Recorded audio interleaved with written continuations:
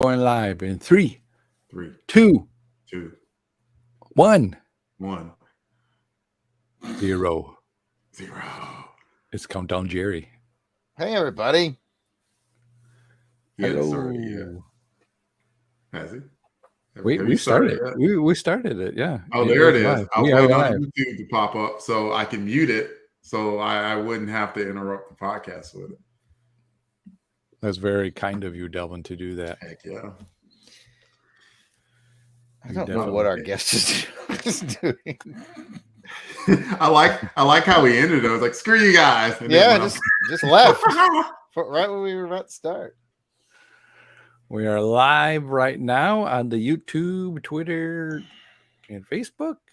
Yeah, maybe somewhere else. Who knows? Out there. I think on the PBS. On the PBS.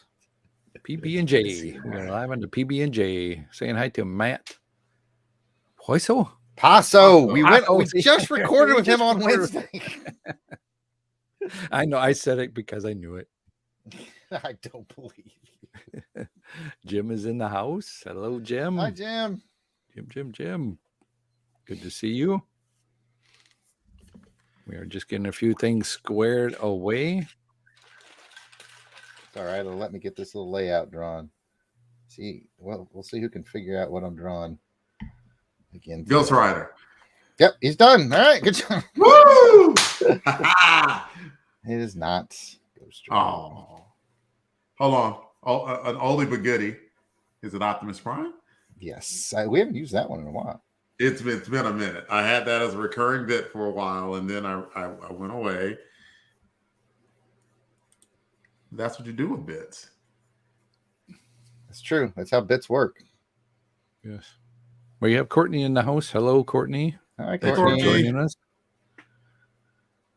Give you a few minutes for others to come in the show and for Jamie to get things squared away. Whatever he's doing. I think he's just like wandering around his house. Man, that Jamie Ray, man. You never know. You never know what he's going to do next.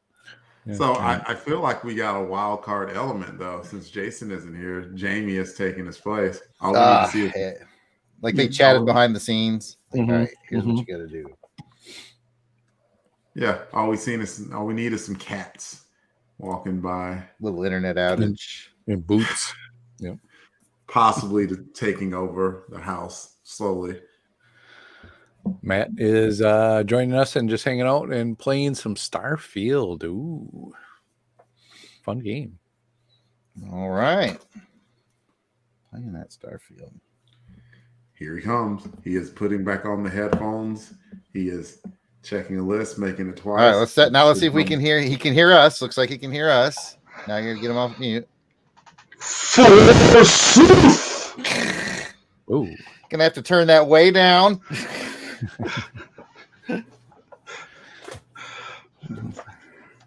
There's no echo though. No echo. There's just no pleasing some people. There's just no pleasing us. How about this? Is this better? Yeah. Okay. A little bit. It's still my voice, but what are you going to do? Yeah. I think we can't do anything about that. It still takes me a while to get used to mine. Easily the first few months, I was like, oh. Well, we were all like that with you, Delvin, but you straightened up a bit. Did I? Or did you just get used to it? Yeah, whatever. Courtney wants to know where Jason is, and Jason won't be with us today. In his place is Jamie Ray. Jason decided to go to a baseball game instead of hang out with us. He went to a baseball game. How about that? Some people. Yeah. How's that? Priorities. Audacity. Yeah, that's Amen. Amen. Kathy is here as well. Okay. Hi, Kathy.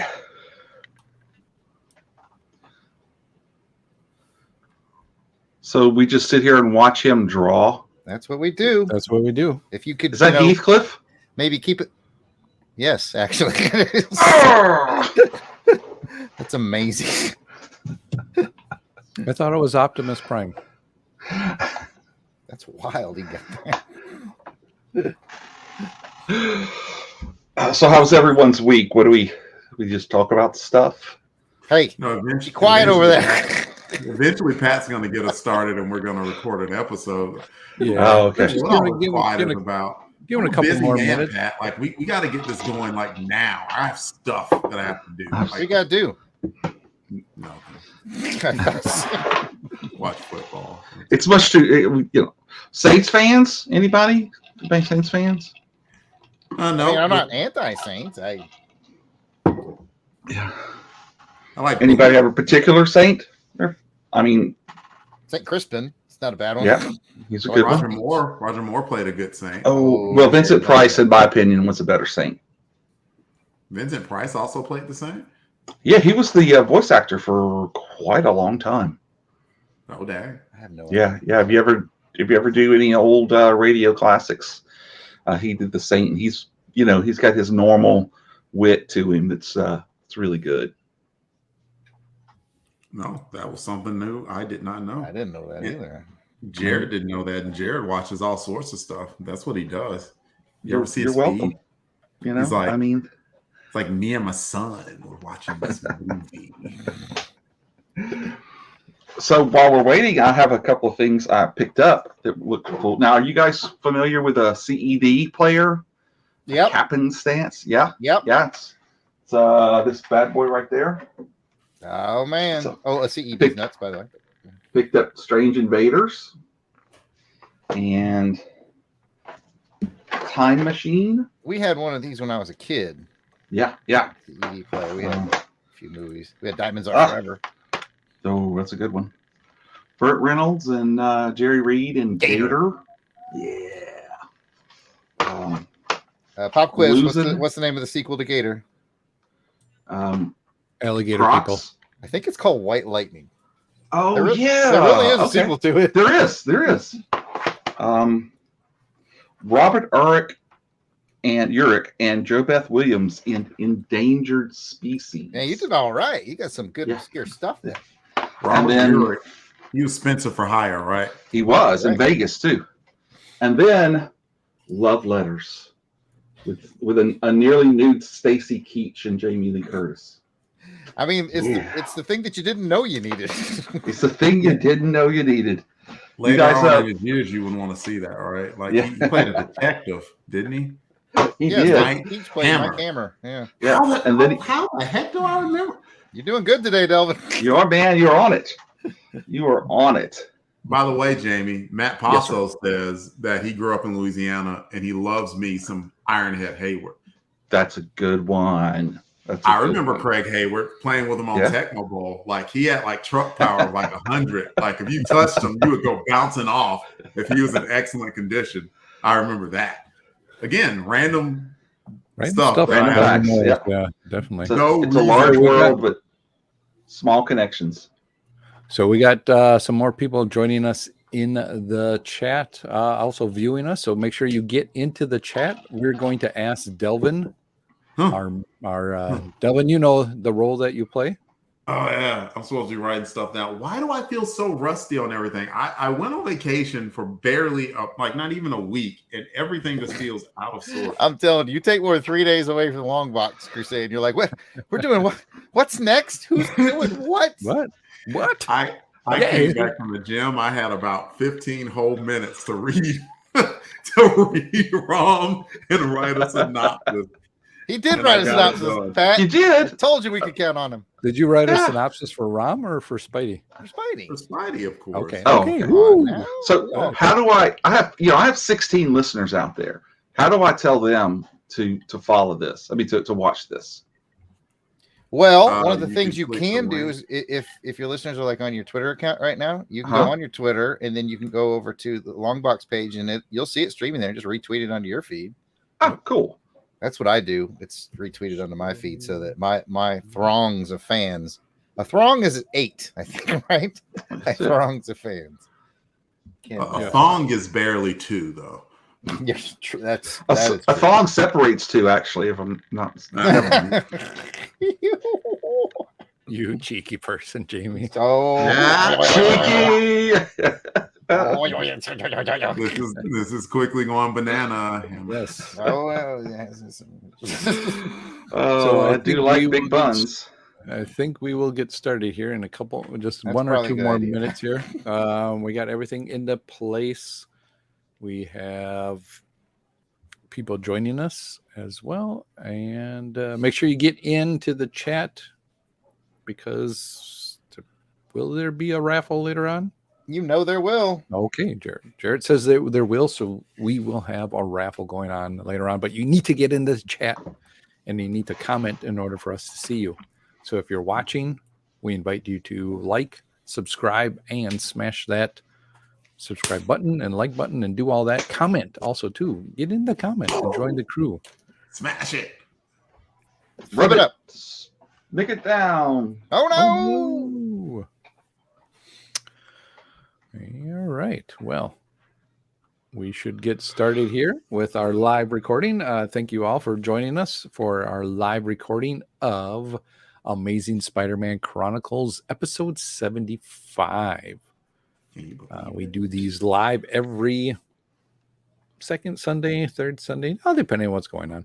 Yeah, it was second Sunday, but we weren't around last weekend because like everybody was gone. Like Jason was on a trip.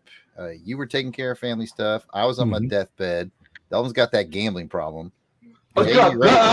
Jamie Ray was in court. He acquitted, by the way. Congratulations. No, it was not court. Court-appointed therapy. Oh, Totally different. Sorry. I wasn't gambling. I was at a rock festival that got rained out. So like gambling with safety, possibly. Yeah. So did anybody play or no? Just not out Ranger. of 4 days, we may have gotten a day and a half of performances. It was a Shiza show. Oh, I speak German. I know what that means. Yeah. Well, I'm thinking it's kind of muddy and just. I mean, I can talk about it, but we should probably start the show. We can. Rather than I'm going to be done with Heathcliff before we start the show. Yeah. We like to warm up a little bit, but we're going to say hi to Eric Porter. Eric Porter is glad this popped up on his feed, Eric says. Well, we're glad you popped up on our feed as well, Eric. Thank you for joining us. Oh, like I was saying, if you care, you should go Google Blue Ridge Rockfest 2023, and you will get a litany of people complaining about how bad it was. It was not good. Like they canceled it because of weather, but what really happened is like the vast majority of the staff like quit during the festival. This was Burning Man? No, this was Blue Ridge Rock Festival. Like it met a similar fate as Burning Man in a sense. Like we weren't trapped or anything like that. It wasn't like that. But not good. And well, we are glad you made it back, Delvin. I am too. Real quick, Matt Possel, I said a German rock festival, you get to see Rammstein. No, it was not a German rock festival. Being nice and saying that it was an S show. That said, Till Lindemann was supposed to be there, but he got sick. And apparently Till Lindemann is the guy that is the lead singer of Rammstein. I didn't know that. I love me some Rammstein. Rammstein. All right. Well, please join us in the chat for those of you watching along with us right now. Get you into the raffle. Get in and comment. Jarrett will be drawing away. So you can see kind of what he is currently drawing as we begin to get into this recording. And also, Delvin will be watching the chat as he is the chat checker and bringing in your comments as we go through. I'm not going to do anything. Yeah. Jamie's here for good looks.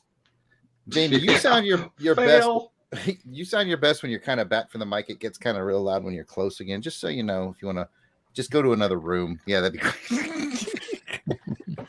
No, if you want to turn your mic down so you can be closer, but like when you're never mind.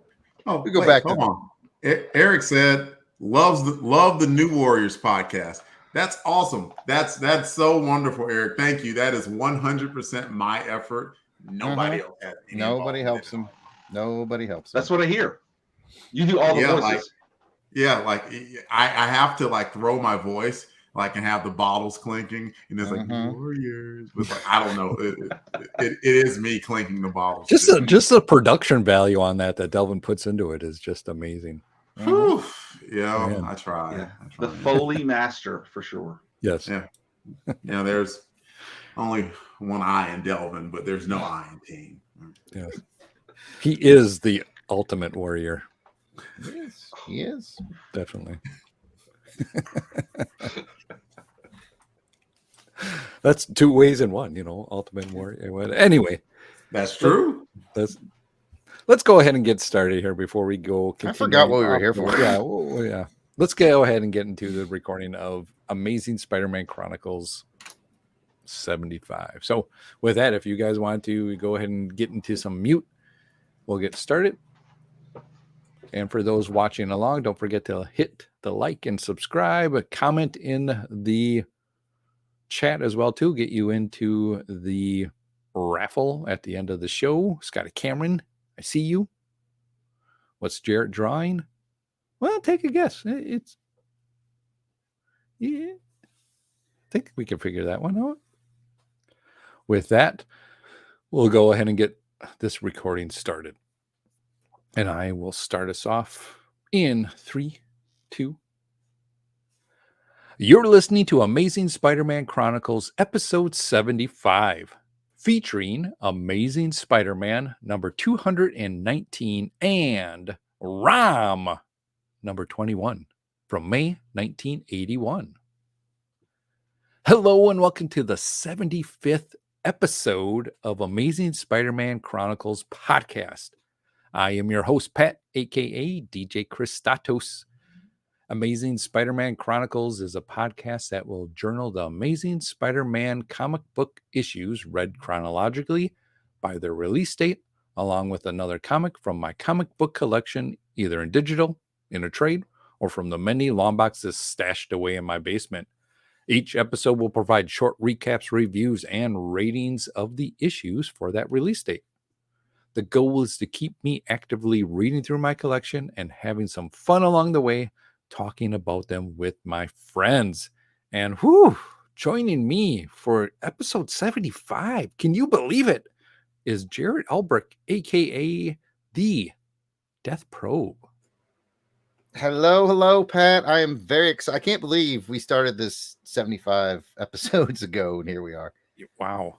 I tell you what, man, we have come a long way, and I have come with a joke for you today, Pat. Oh, really? Yes. I have decided to take up beekeeping, and I have a friend of mine. This is actually true, by the way. I have a friend of mine who is a beekeeper. He does it on the side, and I was like, hey, man, let me get some bees from you so I can start my colony. So I bought 10 bees from him, and when I got home and I counted them, there was 11. So I called him. I was like, man, you actually gave me 11 bees. And he goes, oh, that last one's a freebie. Oh. 75. Is this what we're about now? Yeah. That's these jokes. This is who we are now. I understand I can mute myself, but how do I turn off his feed?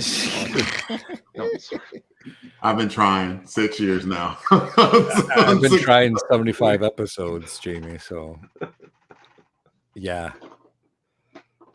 If we can find that out, we would be perfect. Oh, honey, I know what you mean. Speaking about honey, let's go ahead and talk to Delvin Williams, aka the Dark Web. Delvin, how sweet are you? Oh, I'm generally sweet on most days, I suppose. And if I had to do a bit for this show, I guess it would be like I'm not really feeling being here. So like if you could find a replacement for me, that'd be great. Just somebody else, like, yeah, you can leave the title like Delvin Dark Web here, but just like, bring in like another 6'3" black dude and just, call it Dark Web, even though it's not. It's not really. Kind of just like a cheap rehashed imitation that's not really worth anyone's time, but still. I get your reference, just so you know. Oh, well, Jared's with me. I get it too. Pat's with me. Jamie is looking at the sky somewhere. I think there's a fly in his room. But we got 2 out of 3 people that get me, and that's good. Yeah. You know what? 2 out of 3 ain't bad. Not bad. Definitely. Speaking about 2 out of 3, if you add those up, you get Jamie Ray from Fab 5 from Fans Podcast. Nope. I even fixed it in the script for you. You did. What? What did I say wrong? Fave. Oh. Like Fab. favorite. I said Fab. Okay. But you're the DJ, so you know right. that's I'm gonna let that slide totally by. Thank you so much for inviting me to fill in for some unlucky person that could not be here to just revel in the jokes. It's an amazing thing. So I thank you. Really excited to talk about these 2 comics and watch Jared's Heathcliff drawing progress. I've often wondered if Garfield likes lasagna, does Heathcliff like Chef Boyardee, or I don't know what his shtick is. If anybody knows, he was always thinking about fish bones. Yeah. All right, that makes sense. Yep. I vaguely remember that. Yeah. I know I read some Heathcliff comic strips before, but Heathcliff didn't hold a candle to Garfield. I don't know why. Like I wanted if Jim Davis like go in the background and find whoever the creator of Heathcliff is, and it's like, you better intentionally make this not funny, or I will get you. Well, Jamie, we gotta talk about this. Heathcliff. Okay. I would say that Garfield was the funnier comic strip, but Heathcliff, I enjoyed the cartoon better than the Garfield cartoon. Just putting it out there. We appreciate that. I think so. You know, I've only seen a few Heathcliff cartoons, but Jamie, somebody in the comments actually started like the theme song. Heathcliff, no one should terrorize the neighborhood. Heathcliff. Oh, sorry. Playing Frank's on everyone. See, I'm with you, Jared. Delvin knows it. There you go. Now you. I know a lot of theme songs. If there was a mutant superpower whatsoever, but I do know it. If there was a valuable mutant superpower of theme song memorization, Delvin has it. Delvin's got it. Yep, he's the guy you want in your corner at your table during the trivia for theme songs. Oh, there you go. Jamie, why don't you go ahead and tell the folks what Fave 5 from Fans podcast is about, what you do? Well, thank you very much. So it's a podcast all about favorites.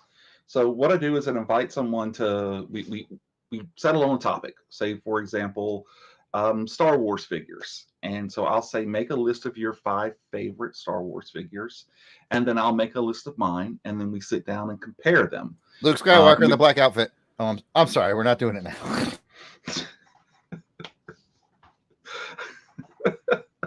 So then we sit down and compare them 5, 4, 3, 2, and 1, and you get a couple of honorable mentions. And honorable mentions are ones that are just, man, they just barely couldn't crack into the top to your list of 5, or they were so bad that you had to mention it somehow. So there's the camera.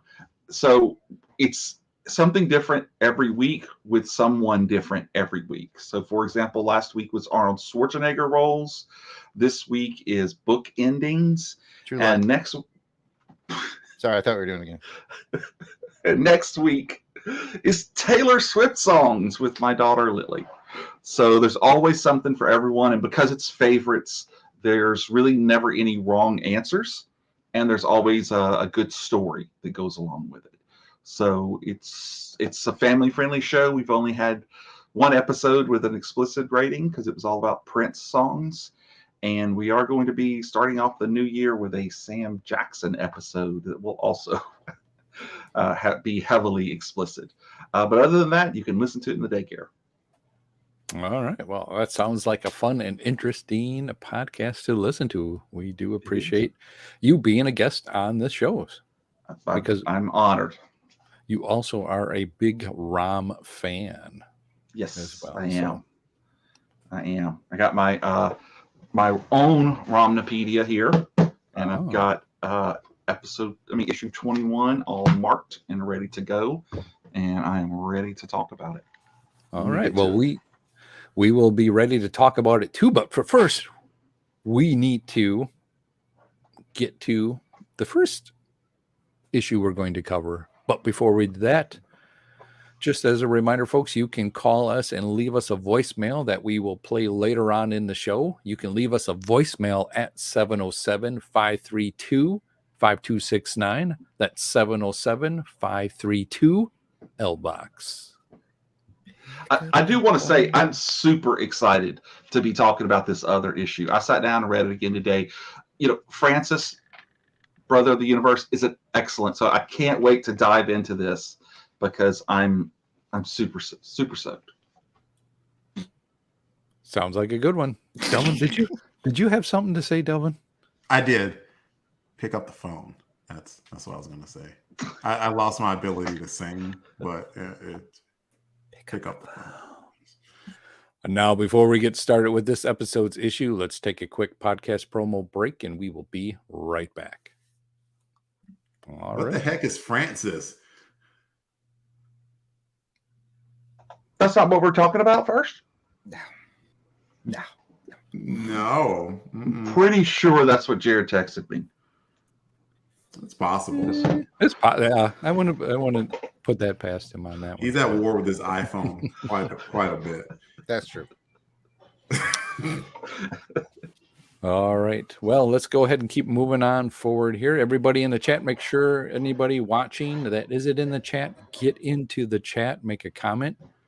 You can do that on YouTube, Facebook, comment out there, get you into the raffle. Don't forget to like, share, and retweet, or like, share, and subscribe to the YouTube channel as well. That's very helpful for us and the algorithm that we are trying to build on the YouTube channel. You can also get into the comments. We will be asking for your help on your ratings of the issue and any other comments that you have about the comic as we get through it. With that, let's go ahead and get started with this first part.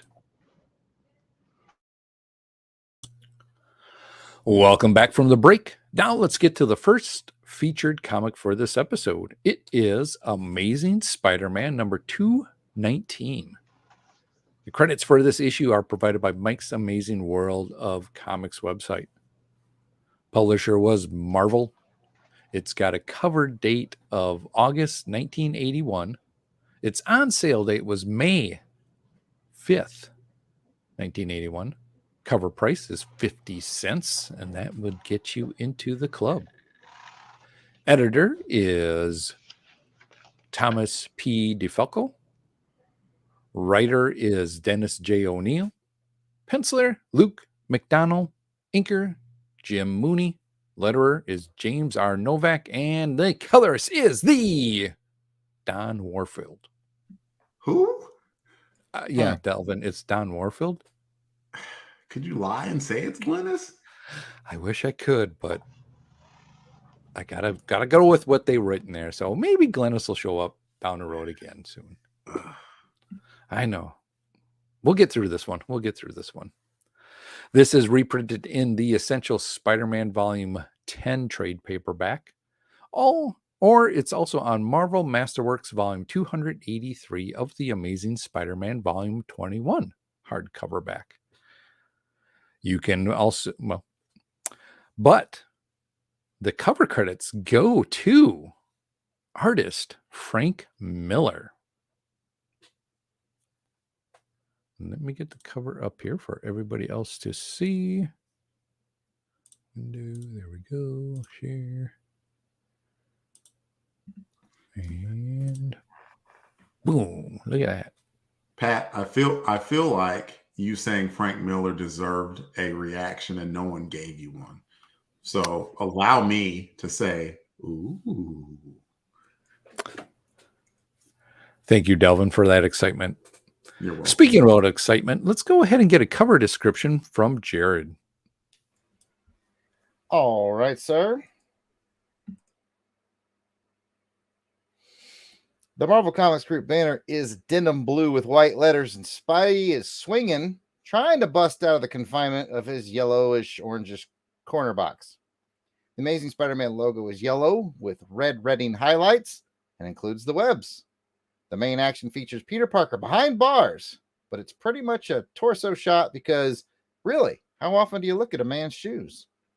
Looming in the background is an image of Spider-Man looking eager to bust out and start a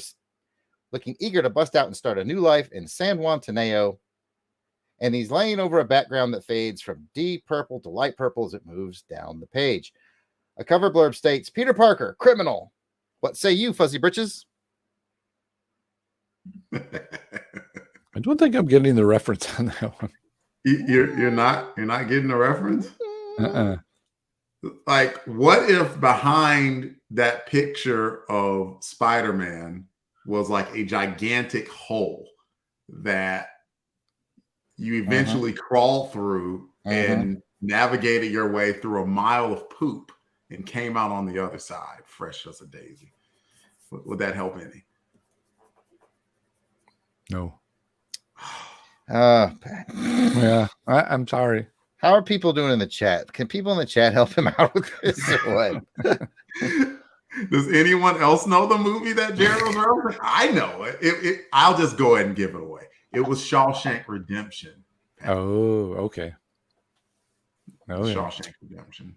Like, clearly, like, you're in Wisconsin because you don't have access to TBS channel. If you had access to TBS channel, which is more of a Southern channel, you absolutely would have seen the Shawshank Redemption because they played it all the time. Yeah. What it's worth. I don't think I've ever seen that movie. I've heard of it, but I've never seen it. So it falls short for me. But hopefully it hits for somebody else out there. All right. Well, let's go ahead and get into some quick cover thoughts on this one. And we'll start with Jamie. What's your cover thoughts? Well, I think this is a very Miller-esque cover for sure.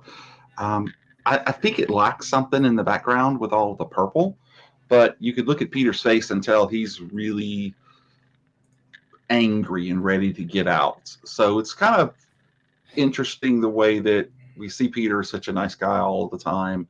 And here, even though we all know that he's not a criminal, he really looks like he's a bad dude. So I like the cover. It just doesn't pop out at me. I can see what you're saying there. It is kind of a bland cover on the background. You just get that Spider-Man in that pose. I like that. I wonder if he did this because of kind of what happens with the Spider-Man suit. Possibly. Yeah, that could make sense. The bleach. Yeah, the bleachy kind of suit that happens in the story that we'll get to. But I don't know. It's all right. Delvin, what's your thoughts on it? I think Frank Miller does stuff like this, and you either love it or you hate it. Like recently, like last couple of weeks / months on Twitter, like Frank Miller did some interpretations of some Marvel characters, and people were not kind about it. You know, they were like, yeah, the old man needs to hang it up. And some people were like, no, you got to see it in a certain way. I'm not here to be anyone's eye of the beholder. I'll just judge this cover and say the Spider-Man in the back, you know, kind of like looking enraged was cool. You don't get to see Peter Parker looking like that behind the bars. So, I mean, that is an interesting thing. The purple kind of works well with it. I'm sure Jared can talk more to that if he chose to. So I think overall it's a good cover. Like, it doesn't completely blow me away, but it's good. And you might be interested in seeing how the heck did mild-mannered Peter Parker put himself in a position that he was a criminal. But I'm going to talk a little bit about that during the synopsis and probably a little bit when we get into the discussion of the book. All right. I look forward to your synopsis. Jared, what is your thoughts on the cover? My thoughts is I like it. I mean, yeah, he's Frank's an experimental artist, does experimental things.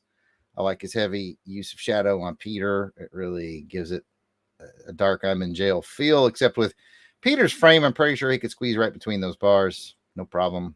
I don't think those are going to hold him in there. I was thinking the same thing. That those are generous bars. That's pretty wide. I really like his angsty Spidey in the background. And yeah, the purple works good, especially with the yellow lettering of the Amazing Spider-Man. Those are the opposites on color wheel. Y'all knew I was going to mention the color wheel. But yeah, I like I said, Frank does different things, and I like a little bit of a different cover every once in a while. And it's one of those things that, you know, as you're flipping through your collection, you go, oh, there's Frank Miller. Yeah, very short and to the point, really, on this one. The bars do give you that prison feel or sense of possibly a prison, along with the course, the blurb that says Peter Parker criminal. So you know he's kind of behind some bars at least. Anything from the chat, Delvin? Nah. All right. Well, actually, hold on. Let me do you a little bit better than that. Courtney thought the cover was beautiful, and she gave it a 9. Even so, if we translated that to the Amazing Spidey scale, that goes to a 4.5. So I don't know whether she want to bump it up to a 5 or 4, but either way, highly complimentary. Let's see. Eric Porter says that I think the background looks better than Peter Parker, which I'm inclined to agree. MVP, Kathy Bright says, I don't understand it. Maybe if I had read the book. And actually, she means that, like unlike Jarrett normally does. Scotty Cameron says, Frank Miller used to be a great artist. Now his art is taking a different quality. This era was the peak of Miller's artwork. And Matt Passo says, and to our comments about prison, is that it's a thought prison, which is funny. So yes.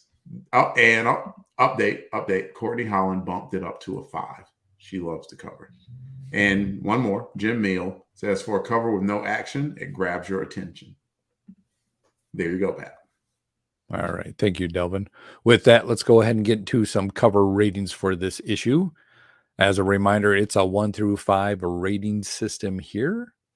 5 is you loved it. It tickled your tummy feathers. 4, you really liked it. 3, liked it. 2, didn't like it. And 1, you hated it. It ruffled your tummy feathers. Oh.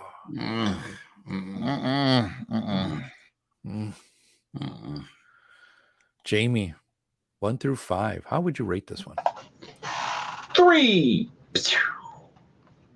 I liked it. I gotta learn to do like a rating with a sound effect and call it a day. I love that. Pat, you're on mute. Oh, we'll go to Delvin. I'm at a 3 as well. I don't have a sound effect, but I'll add a couple more ratings from the chats. Kathy gave it a 3. Matt Passo gave it a 4. Jim Meal gave it a 4 also.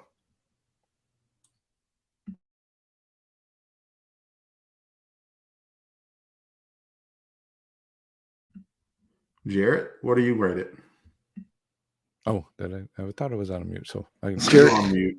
Yeah. Jarrett, 1 through 5. 4. Was that good? I don't know. Was that a gun? I don't know what that was. Yeah, it was my machine gun. So. Oh, okay. Okay. Kind of like, I was thinking machine gun, so possibly a goat. I was thinking Simpsons character, but no, you got me. No, I like it at a 4. I mean, the Frank Miller quality might have bumped it up a little bit for me, but yeah, 4. All right. Well, I am going to be with Jamie on this at a 3. So that will put us at, Delvin, what did you rate it? I rated it a 3. Okay.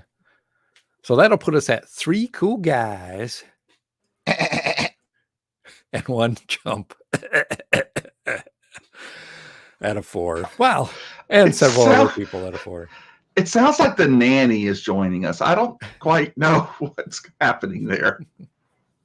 A Fran Drescher reference? Is that what we're doing here? Yes, we are. All right. Well, let's go ahead and get to some story synopsis for this issue. And that's brought to you by Delvin.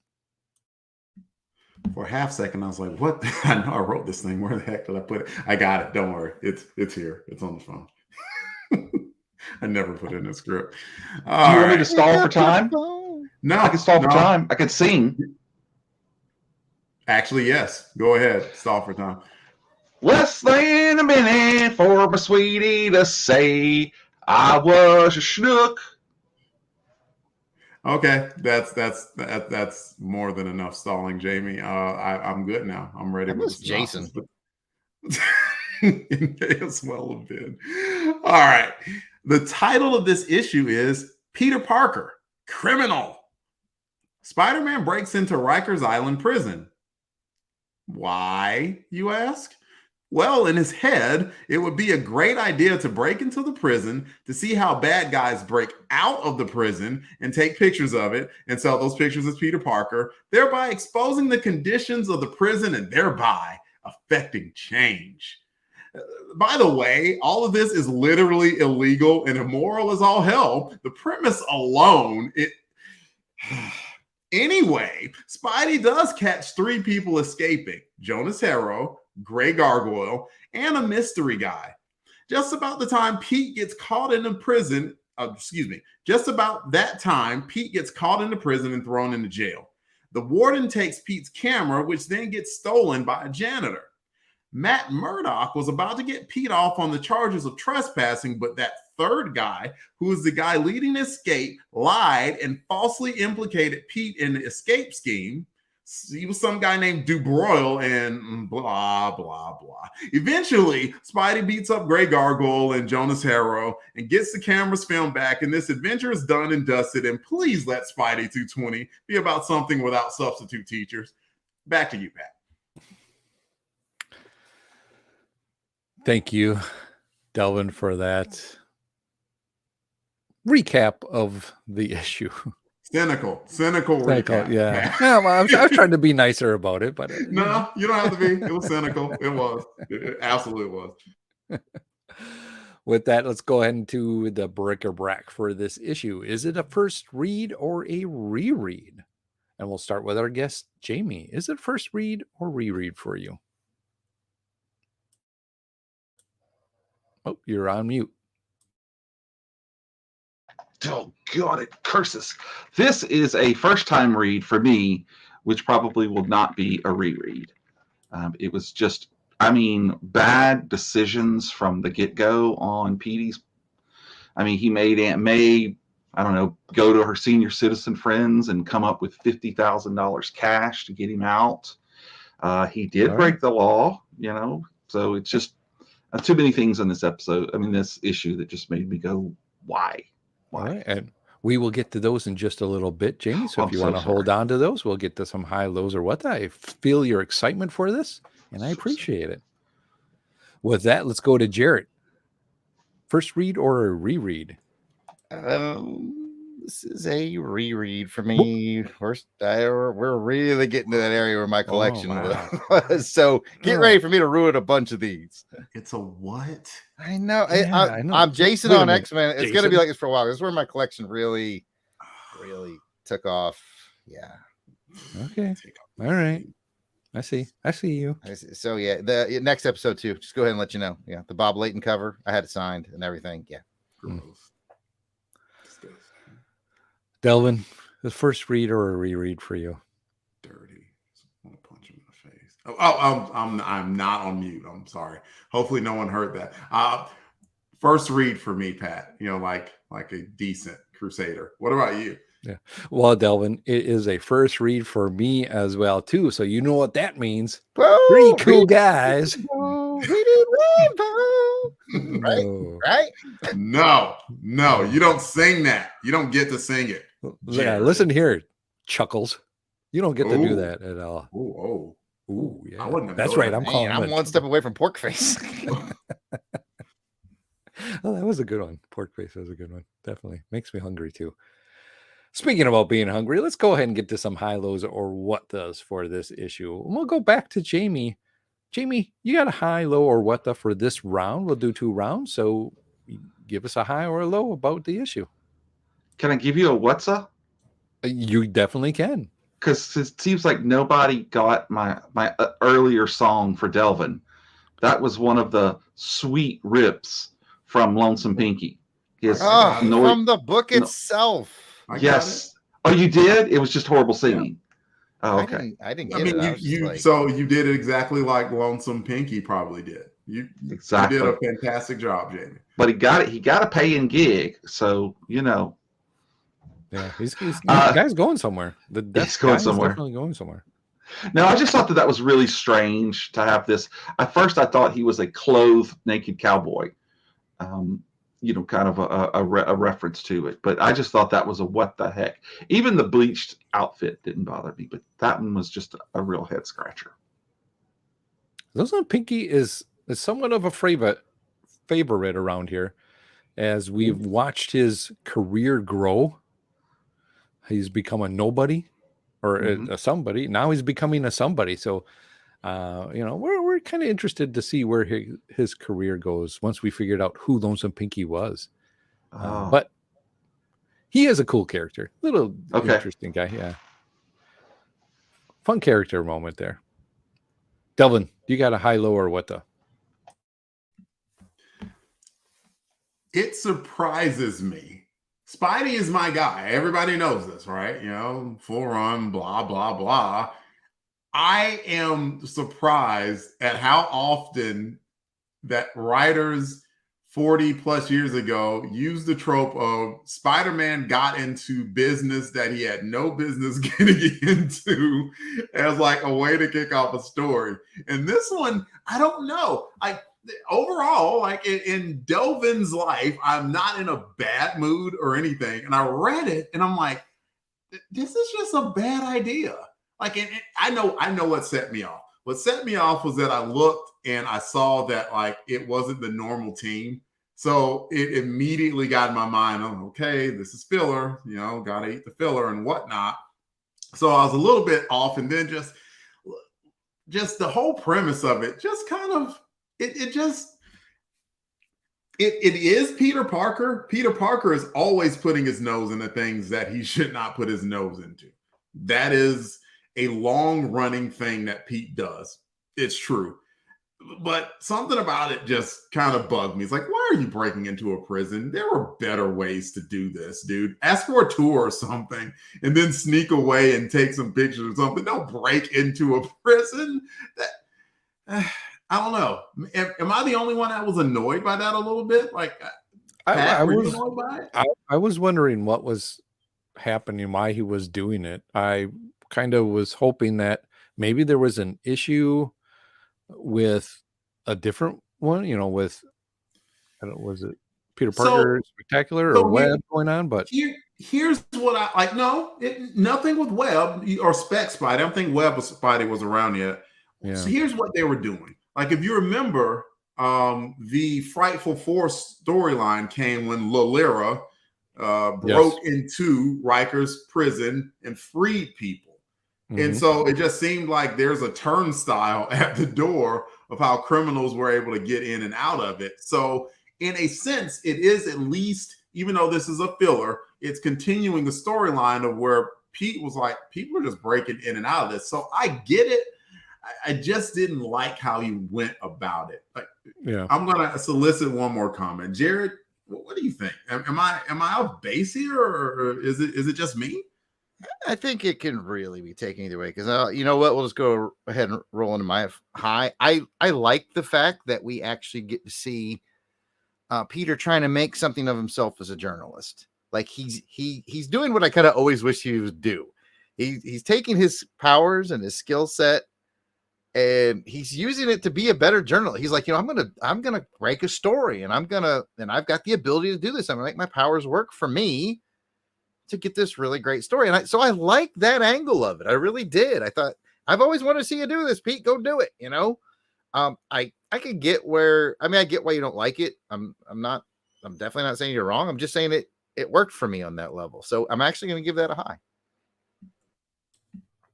I think what I liked about it, and Delvin, you mentioned it, is even though it was somewhat of a filler issue, it brought a lot of other things of the rest of the stories that were happening together. You know, you have, I didn't even think about that, the callback to Lalandra and all, or is it Lalandra or It's Lyra. I Lyra? That's jokingly what, say Lyra, yep. but it's Lyra. The Delvin, yep.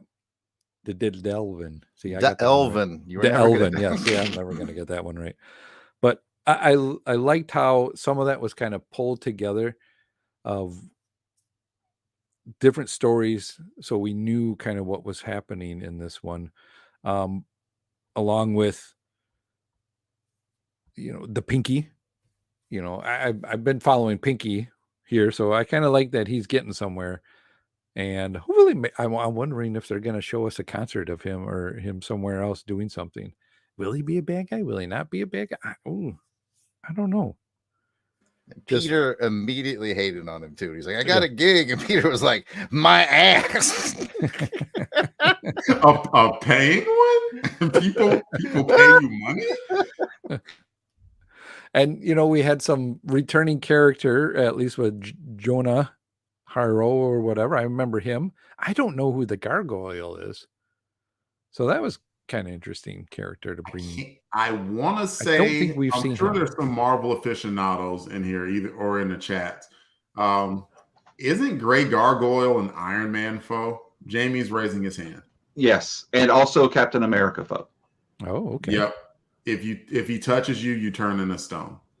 Well, I don't know that it's a Midas touch as much as he can turn it on and off. Because, and I noticed that in this episode, I mean, this issue too, is that he touches like walls and he touches other stuff, and that doesn't turn. But he says, yet with one touch of my palm, I'll turn you into stone. So it kind of makes me, I mean, I'm not really up on his power other than I know he can turn people to stone. Mm-hmm. Yeah, I was wondering that too, because he would touch different things and sometimes it would turn, sometimes it wouldn't. Mm-hmm. Yeah, exactly. I also like the callback to the old outfit that he bleached in this one, you know, calling back to a few issues back again on this one. So I that's what I really liked about this one. Even though it was filler, there was still a little bit of there was still some stuff there that kind of kept me interested in moving forward. We'll go back to Jamie for round 2. Jamie, do you got a high, low, or another what the? Well, I would be, I don't know where I should put this in, so let me throw it in. But I thought it was interesting that he decided to take his old suit and his old shooters and put them together in a web ball and throw them out into the bay. Oh, yes. So that, you know, so it makes me wonder, as you guys are going further in through this, as we all know, his webbing dissolves after a while. So does that eventually mean that ball might dissolve away and his clothes and that stuff might be found by someone else and be used later on in another issue? I just thought it was an interesting little thread there that could be used later on. I kind of thought it weird that he was throwing that stuff away when obviously he had just taken it out of mothballs to use this time. So why not save it to use it another time? Again, that was just a kind of okay, what the? Yeah, no, definitely. That was something that also caught my eye as well too when I was reading. Like, oh, this is weird that he's just throwing it out into the river, and is it going to come back around? Yeah, exactly. It's good. Sorry, go ahead, Jared. Oh, I'm sorry, man. I suspect this is a writer's trick. I think he's like, okay, we had a lot of fun with the faded Spidey costume. And I guess he's had these old web shooters laying around for a while. I think this is a writer's trick of getting rid of them so they can proceed with storytelling without, 42 issues later going, oh man, I gotta get a new costume. And someone writes in, oh, he still has the faded one. I think this is a writer's trick of getting rid of stuff so that they don't have to reference it anymore. Like a clean slate. They're basically saying he's got one good costume and one good set of shooters from here on in. That's what I think is happening. But I am guessing. Yeah, that's a good take on it as well too. And Jared, I was gonna say, would any fan actually do that? And answers, yeah. Probably one of us on this show. Apparently, he doesn't remember back in 219 when we still had those. Definitely. Jamie, any other high, low, or what the? One other what the, and you guys would know a lot better than me, but doesn't Matt Murdock understand or listen to Spider-Man's heart and know he's really Peter Parker, like early in Marvel history? Does anybody else remember that? Oh, yes. Okay. Yes. Okay. I can't remember at what point, but Daredevil knows who Spider-Man is. I always appreciated the honesty of them saying that too. He's like, of course I know who you are. But I didn't catch any of that in this issue. And I again, not knowing, just jumping right in and reading this one, I thought there would have been some throw off line like, well, we'll get you out of this so you can get back to the streets doing what you do best or something like that. But well, good. Okay, I'm glad it wasn't just me. Yeah, he kind of lets him just kind of sit there knowing who he is, if he does know who he is. Yeah. For a couple of days. I think it's been a couple of days that he's kind of been sitting in there until Aunt May can get her troops together to cough up that money. Get the silver raffle going there and get him out. Yeah. I love the fact that he's caught in prison and has to be thrown into jail too. But, yeah, interesting that he got caught there, then they got to take him back, and then with that, let's go ahead and go to Delvin. You got another high, low, or what the? I didn't comment on it while people were discussing it, but yeah, I agree mostly with Jared about, but I did think it was dramatic. He's like, because they at least played an intelligent game of switcheroo when it came to the costume, where it's like, oh, my costume is stuck in Rikers, but I got to get back out to Rikers, so at least I have this old one. And it's like, all right, I'm going to get rid of the old one. And yeah, I thought that was very dramatic. It's like, how come he couldn't just web it up and keep it with him and put it on his back? He's put stuff like, he's done like a web backpack before, so I don't understand why he wouldn't do it this time. What's that, Pat? Yeah, he went there with a web backpack with his civilian clothes. Yeah, so I thought it was a weird, dramatic thing for sure. It was. So I will do an unofficial what the then to have a comment, and that what the is Pete was in jail for about a day or two. It was like, all right, yep, screw this, I'm busting out. It's like, Pete, how many people have you put in jail at this point? Like about 40 billion. Do you understand how they feel now? No, maybe not, probably not. But yeah, so I'll at least give that a what the, because there wasn't really much of a concluding fight at the end. In fact, it was one of those, I think the last time he fought Jonas Harrow, in fact, because the last time he fought Jonas Harrow, he broke J. Jonah Jameson free of Jonas Harrow's like anger ray or insanity ray or whatever. And at one point, Jonas Harrow hauls off and hits him, and Spider-Man's like, what? You are old and regular. What are you doing? And so a similar thing happened with Grey Gargoyle, where Grey Gargoyle was like, it's like, oh, I'm about to get him. All I got to do is one touch. And Spidey's like, dude, I knew you were behind the What are you doing? You're an absolute joke. So he didn't take. I always like when they at least sometimes they downplay the hero's powers or abilities, or they find some way to nerf them. They didn't in this point. They're just like, no, I am not even spending half a second worrying about you because you're not anywhere near my power level. So I did appreciate that. Yeah, definitely. Jared, you got a high, low, or what the? I have a high that's going to rapidly turn into a low.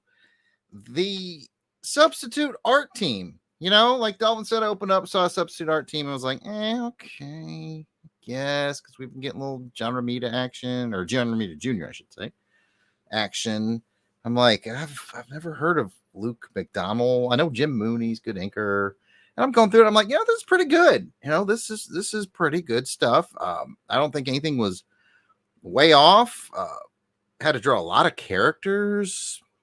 Most of it was really good. There's one panel, though. Just one. Let me tell you something. Kids are hard to draw.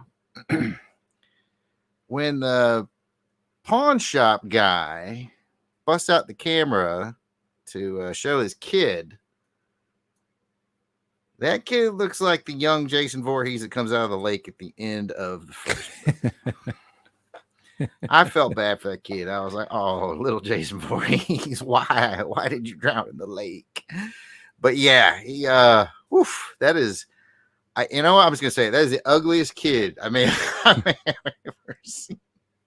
I felt bad for him. But other than that, when I saw that panel, I was like, good God, this is a terrible, terrible drawing. But who am I to talk? I'm over here drawing Heathcliff. But everything else, though, I thought the action scene flowed well. I mean, Spidey looked good. Grey Gargoyle, like everybody else looked really good. Like, I don't think we saw a noticeable drop in art except for young Jason Voorhees. Aside from that, I think it was pretty good. I do agree with you on that. I think the art was very well done in this one. It passed for what we needed it to be as a filler issue. Let me get to where it was here. I think my what the would be how quickly it ended. Just right at the end, you get a little fight towards at the end in the shop where he's getting back the camera roll, and it ends with, Jonas smashes the camera, but there's no camera roll in it, because once you think about it, the shopkeep that was taking pictures of Jason Voorhees so he could get them developed comes back and goes, here, I got the camera roll. And that was it. I was like, okay. Well, what the heck else was going to happen? Was Jonah going to like lunge forward and try and, Spidey, I'll fight you for it. Okay. Flicks him with a finger. That fight's over. I would like to see, like, at least them saying, hey, Spidey's been, acquitted, or Peter Parker's been acquitted, and that was it. But he was still guilty for breaking into the prison. Yeah, you were trespassing at least. Yeah. So that's the whole thing, is it's not just all wiped clean at the end. Sure, he's got evidence that proves it, but does that mean he didn't break in and do what he did? No, it doesn't. He still can be found guilty of that. So he does leave a lot of threads still out there. And maybe they might continue it. I don't know what the next issue is going to bring. I doubt that they continue it. There's nothing to continue, in that the whole reason that Pete/Spidey needed the camera was in order to exonerate him from any other charges. So once he got the film showed that the people that were actually behind the break-in were Dubroil, whoever that is, Grey Gargoyle, and Jonas Harrow, and not Peter Parker. He's exonerated. But he was still trespassing on a federal facility. So he'll get a slap on the wrist for trespassing, but he can say that he was doing it in not an editorial, a journalistic function. And get a slap on the wrist for it. So they at least did cover that part of the story. Like, it was, in my opinion, it was very clearly a one and done, but they did cover that much at least. That was why it kind of came to the end that it did, Pat, where Jonas was being an absolute hater and smashing the camera. He's like, yeah, I'm going to smash this camera and screw this guy's life. And it's like, nah, you didn't. you didn't screw anything except the camera itself. Yeah. I still think it went on Peter's permanent record. Yeah, it's interesting where they, did he get off or did he not get? That's terrible having your record too. What'd you get in trouble for? Breaking into prison. Exactly. Wow. At the end, he was like, Jonas Harrow, that man's old. Let me get that camera roll. Camera roll. Roll. Camera roll. Camera roll. That's when you have some outtake material, Pat. Thank you. I appreciate that. All right. Well, I think we've talked enough about this issue. Let's go ahead and get into the silly Spidey moment for this issue. This is where we will figure it out. This is where we'll get to choose a moment, a word, or something that was silly in this episode that you would deem a silly Spidey moment. So, Jamie, do you have a silly Spidey moment for this issue? Well, I don't know about a silly spider moment, but I've just got to say that performance by Pinky, just not reading them before, just blew my mind. I was like, what? But no, there was a really just way that when he walked off after Pinky said he had gotten a performance, that Peter was like, said something like, I don't know, if he got a performance and I can get a pig a performance. Or a coyote. Yeah, a coyote, and I thought that was really kind of silly, and not knowing all of this stuff that he's got this whole storyline going. Yeah. I thought that was silly. Yeah. It's been a build-up for Peter. He's just been, he's been hearing this guy kind of, singing this way. And so it's really gotten under Peter's nerves. And then you slowly find out who this is. So that's kind of the buildup of where we. And is that a spoiler you can't share right here as to who he really is? Oh, we know who it is. Last episode, I think we got. Yeah, for the longest time, it's just been this noisy, nameless, faceless neighbor, and that. So you're in as when he got revealed as who he is. I got you. I thought it was maybe Submariner with the beard and stuff. But anyway. But yeah, so that's my silly moment. All of a sudden, I want it to be the Submariner, like just leading this alternate life, right? We're just doing what he wants. I love it. That would be fun. I'm gonna agree with you too on this one. I like that quick moment here, and just hearing Pinky sing, it made me laugh as well too. Delvin, do you got a silly Spidey?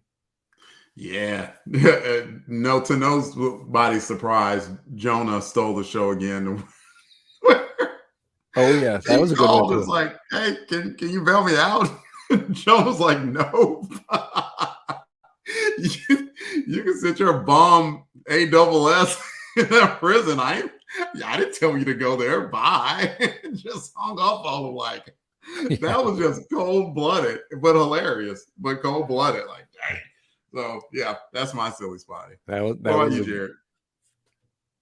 100% the same. Yeah, man, I'm in prison. I need your help. Oh yeah, well, maybe she'll let me know what you're doing next time. See you. Bye. I just gave you some help. Wow. Yeah, that is amazing. It's amazing to know that deep down inside, and we've seen him prove it, that Jonah Jameson has a heart for Peter Parker. But man, he gave him that tough love. Yeah, he did definitely. That was a good one as well too. Let's go ahead and get to the ratings for this issue. Again, it's a 1 through 5 rating. 5 is you loved it. It tickled your tummy feathers. 4, you really liked it. 3, liked it. 2, didn't like it. And 1, you hated it. It ruffled your tummy feathers. Jamie, on a 1 through 5 for the story, where do you fall?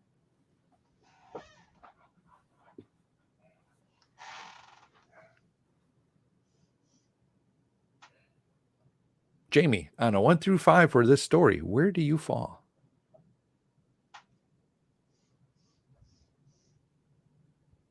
Jamie? I don't know where Jamie is. Jamie, can you hear us? No? There he is. Can you hear us? Jamie? Maybe. Can you hear us?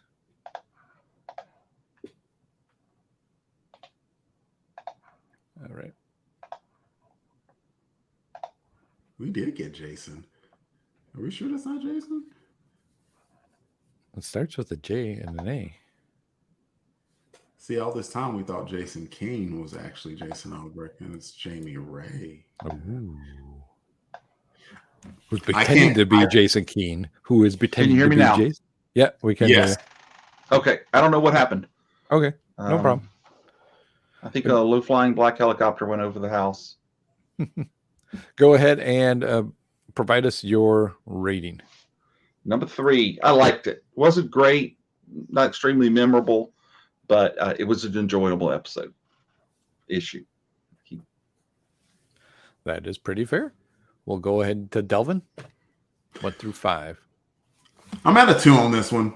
It just, from the start, it just didn't resonate with me. It felt weird and convoluted, and it just hadn't really fit into what has gone on in previous issues. And I give them credit. They did link it. It wasn't so disjointed where it was bad and where it's one. And you guys are right. The artwork wasn't bad. And even as I explained some of it, some of the questions that you guys had, it helped me get a better understanding of it. But this just was not my cup of tea. I just did not get it. And looking forward to a more continuity driven storyline. I will agree with you on that, Delvin, as well, too. I am at a 2, not because of the art. It's just story-wise, I think this could have just been something different or maybe done a little bit better. Jarrett, where do you fall? I'm going to give it the 3. Like I said, I've always kind of wanted to see Peter use his powers to help further his career. So it was kind of fun to see that. I was really quite taken with that. Grey Gargoyle's not a villain you see all the time. So it was a good change of pace. And yeah, at the end of the day, I enjoyed it. Brisk read and no beef with it. Just kind of a, 3. Yeah. Okay. I want to mention something real quick. And this isn't a, dispute with Jared or anything. This is just what happened in later continuity. I'm talking about years and years later, where it's in continuity in Amazing Spider-Man that they basically kicked Peter out of the Daily Bugle because I can't remember what was the reason, but it was something similar to where he was trying to do that good thing. And they're like, wait a minute, you took these photos, and I think he doctored some photos. And he had like the best of intentions in mind, but it was a completely plagiaristic thing to do. And it's not like anyone's ever going to find out that Peter Parker is Spider-Man. But I kind of put that in the same way where, yes, he does have powers that the normal human being doesn't have. I think if he came clean and said, hey, I'm Spider-Man and this is how I got these pictures, then like, while there would be consternation about it, people would still be like, okay, well, I mean, he did, these are the reasons, but I don't know. Something about it just, I'm rambling. Pat, you can delete all that if you want to. Pat, take it. All right. Well, with that, let's go ahead and get into some karma count on this one. Boy, this Spidey Peter lose some karma in this one? Let's go ahead and find out from our friend Alburn Elvis with his karma count section for this issue. You guys want to play it, or should we just kind of move forward? Play it. Okay. If you've got it set. I got it set. So let's go ahead and just go branding. Here we go. Let's get the beat. I guess I'm your karma, and I love it. I can't get enough of it. There's nothing above it. Hello, Crusaders. This is Auburn Elvis, and I bet you have asked yourselves if superheroes could improve their strength by working out. Well, according to the 1984 Marvel superhero role-playing game, they can. But it ain't easy. In the game, heroes gain and lose karma points for how heroic their actions are. Karma can be saved up over time and spent to improve a hero's ability scores. Improving an ability costs 10 times its current score. So, if Spider-Man wanted to improve his strength of 40 to a 41, it would cost him 400 karma points. And to give you an idea of how long it would take Spidey to earn that much karma, karma? Here's the karma count for his actions in this issue. Amazing Spider-Man 219 starts off with Spider-Man committing a misdemeanor break-in at the prison. I wouldn't normally penalize a superhero for that sort of thing, but since he does get caught, even though he intentionally got caught, it's a -10 karma. I'm not going to penalize Peter for ripping the bars loose and all that other stuff. The whole prison looked pretty much ready to fall down anyway, so we're just going to move on. The story then turns into a poorly paced legal drama, but since we do get the return of the gender reveal Spider-Man suit, I'm going to give Peter 5 karma for his resourcefulness. And then I'm going to take it right back when he dumps it all into the bay. Heroes don't litter, Spider-Man. The issue ends with Spider-Man getting 100 karma for the defeat and arrest of Grey Gargoyle and Dr. Jonas Harrow, and he only loses 5 points for some minor property damage. Now, it's implied that Peter will be exonerated for the prison break-in, so we're going to go ahead and give him another 10 karma to offset that earlier loss when he broke in. There's a lot of back and forth karma in this issue. So counting everything up, Spider-Man gains a total of 95 karma in this issue, and if he were to do this thing just a bit more than 3 times, he'd earn enough karma to improve his strength from a 40 to a 41. I'm Auburn Elvis. Well, thank you very much for listening to this karma count. Play us out, Joe November. I guess I'm your karma, and I love it. I can't get enough of it. There's nothing above it. Oh yeah. Our dancing takes me out. Oh my goodness. Oh, all right. Well, thank you, Auburn Elvis, for your karma count segment. We do appreciate it. And very interesting that he actually came out on the positive side of that. I guess I figured maybe it would have been a wash, but I don't know. I don't play the game that well, so leave it up to him. He kept it results driven. He was sort of like, I mean, he mentioned like kind of the pacing of the story was meh, but at the end of the day, Spidey did put criminals back in jail. So true. That's true. But he let him go. He could have put him back way. Let's not rehash this. All right. Well, I think with that, let's go ahead and bring this part of the show to an end. You got a comment or a question? Send us an email at contact@longboxcrusade.com or make a comment on the Twitter, Instagram, or Facebook page. We will be right back. All right. If you guys are ready, we'll just kind of keep moving on. So those of you in the chat, don't forget to get in the chat. Make sure Delvin sees you. And you'll get in for the raffle. And don't forget to hit that like button. Hit that like button and hit that subscribe. Yeah, right now I see 9 people looking. 1, 2, 3, 4, 5, 6, 7. I have 7 names written. So if you think I haven't, and I'll just say the 7 names: Matt, Paso, Tony, Pennington, Courtney Holland, MVP, Jim Neal, Eric Porter, Scotty Cameron. If I missed you by any chance, speak up, because you want to be in that raffle because we give away free stuff. Definitely do. All right. Well, with that, let's go ahead and get started. Move forward here. I'll start us back in 3, 2.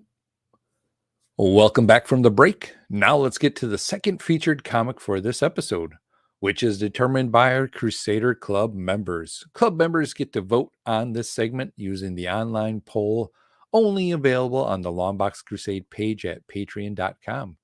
As always, we want to thank our Crusader Club members for voting to help determine the programming for this show.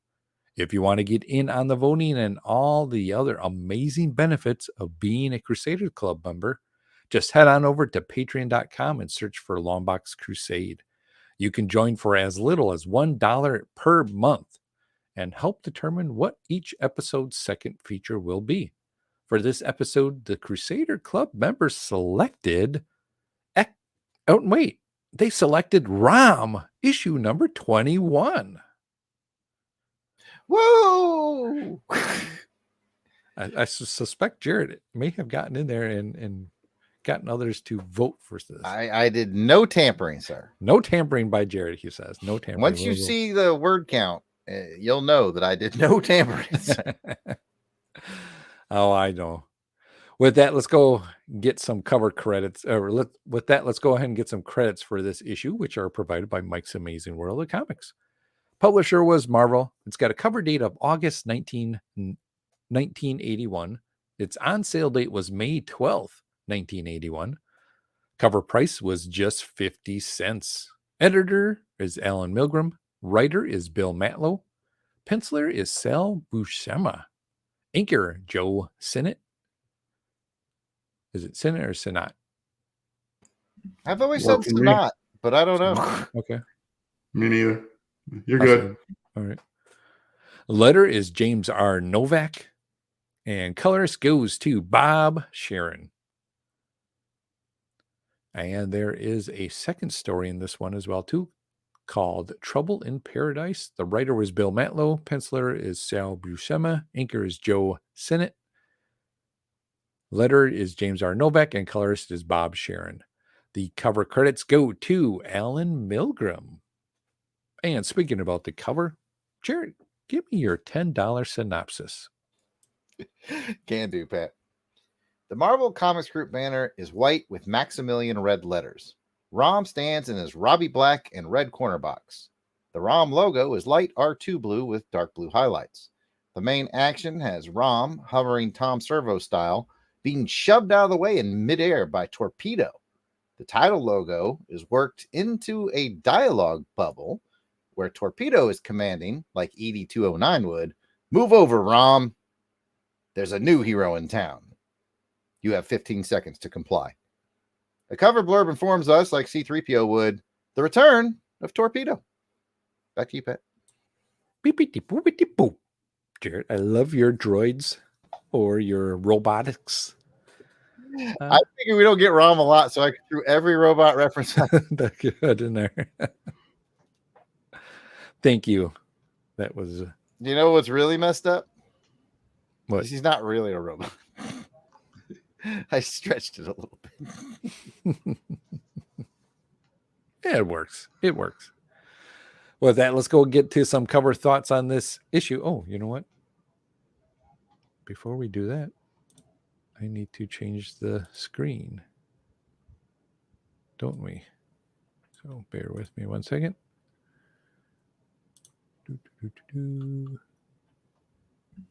That's my impression of the Spidey pose. It's pretty good. Thank you. All right. Let me do this. One more thing. Share. Look at Jamie Ray on the ball changing his camera angle so he fits in the little corner box at the bottom. That's like pro right there. Delvin's hiding behind that.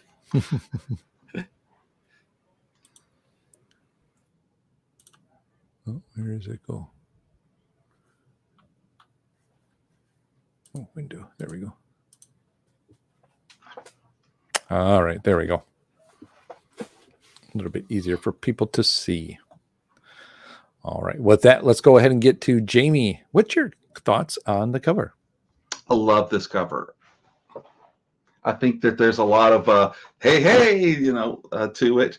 The fact that ROM is literally being pushed out of the way, out of the spotlight to bring on this new character, which if you know much about the Marvel Universe, we've seen in the past, but now he's a hero. So it just, man, what are we going to get in this issue? So I love that. I love the colors, the gradients on the back. Just eat it up. You know, this is very similar to the Spider-Man one, where you just have that background that Jarrett mentioned, where in the Spider-Man one went purple to a lighter one. Now you have this one going from a red to an orange gradients there as well too. So that's very interesting. Brings kind of some simpleness of, you have ROM and you have the, what is it, Torpedo guy. Torpedo. Brock. Definitely a cool hero name, Brock. Mm-hmm. On this one. And you got big ROM in the front with the caption of ROM's name on the top there. Yeah. Jarrett, what's your thoughts? I really like the use of the title of the book as a word balloon. I thought that was really fun and clever. In case you wanted me to mention color wheel again, blue pops best off of yellow or orange. So they're doing a really good job with that sort of faded orange in the back to make torpedo pop. They're using blue letters on ROM. ROM himself has blue highlights. So your color balance here is just outstanding, which I think is another reason that it's attractive. You know, it's a good drawing. It's excellent ink work. And I think Al Milgram not only drew it, but inked it himself as well. And it's really good. It's especially inking machinery. If you look at how he comes in with those blacks and he gives sort of the wavy reflective lines off of it and just gives it a real dynamic look. And it's one of those covers that kind of tells you what you're going to get in the book. You know, we always appreciate those. So yeah, this is a really solid cover in my opinion. And I believe it's Delvin's turn.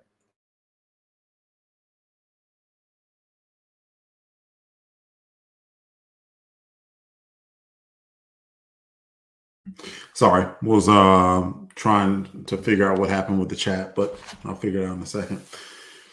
I do like this cover. When I was like, who drew this cover? I like it. It's great. And it was Al Milgram. I'm like, oh, it sucks. Okay, I did not say that.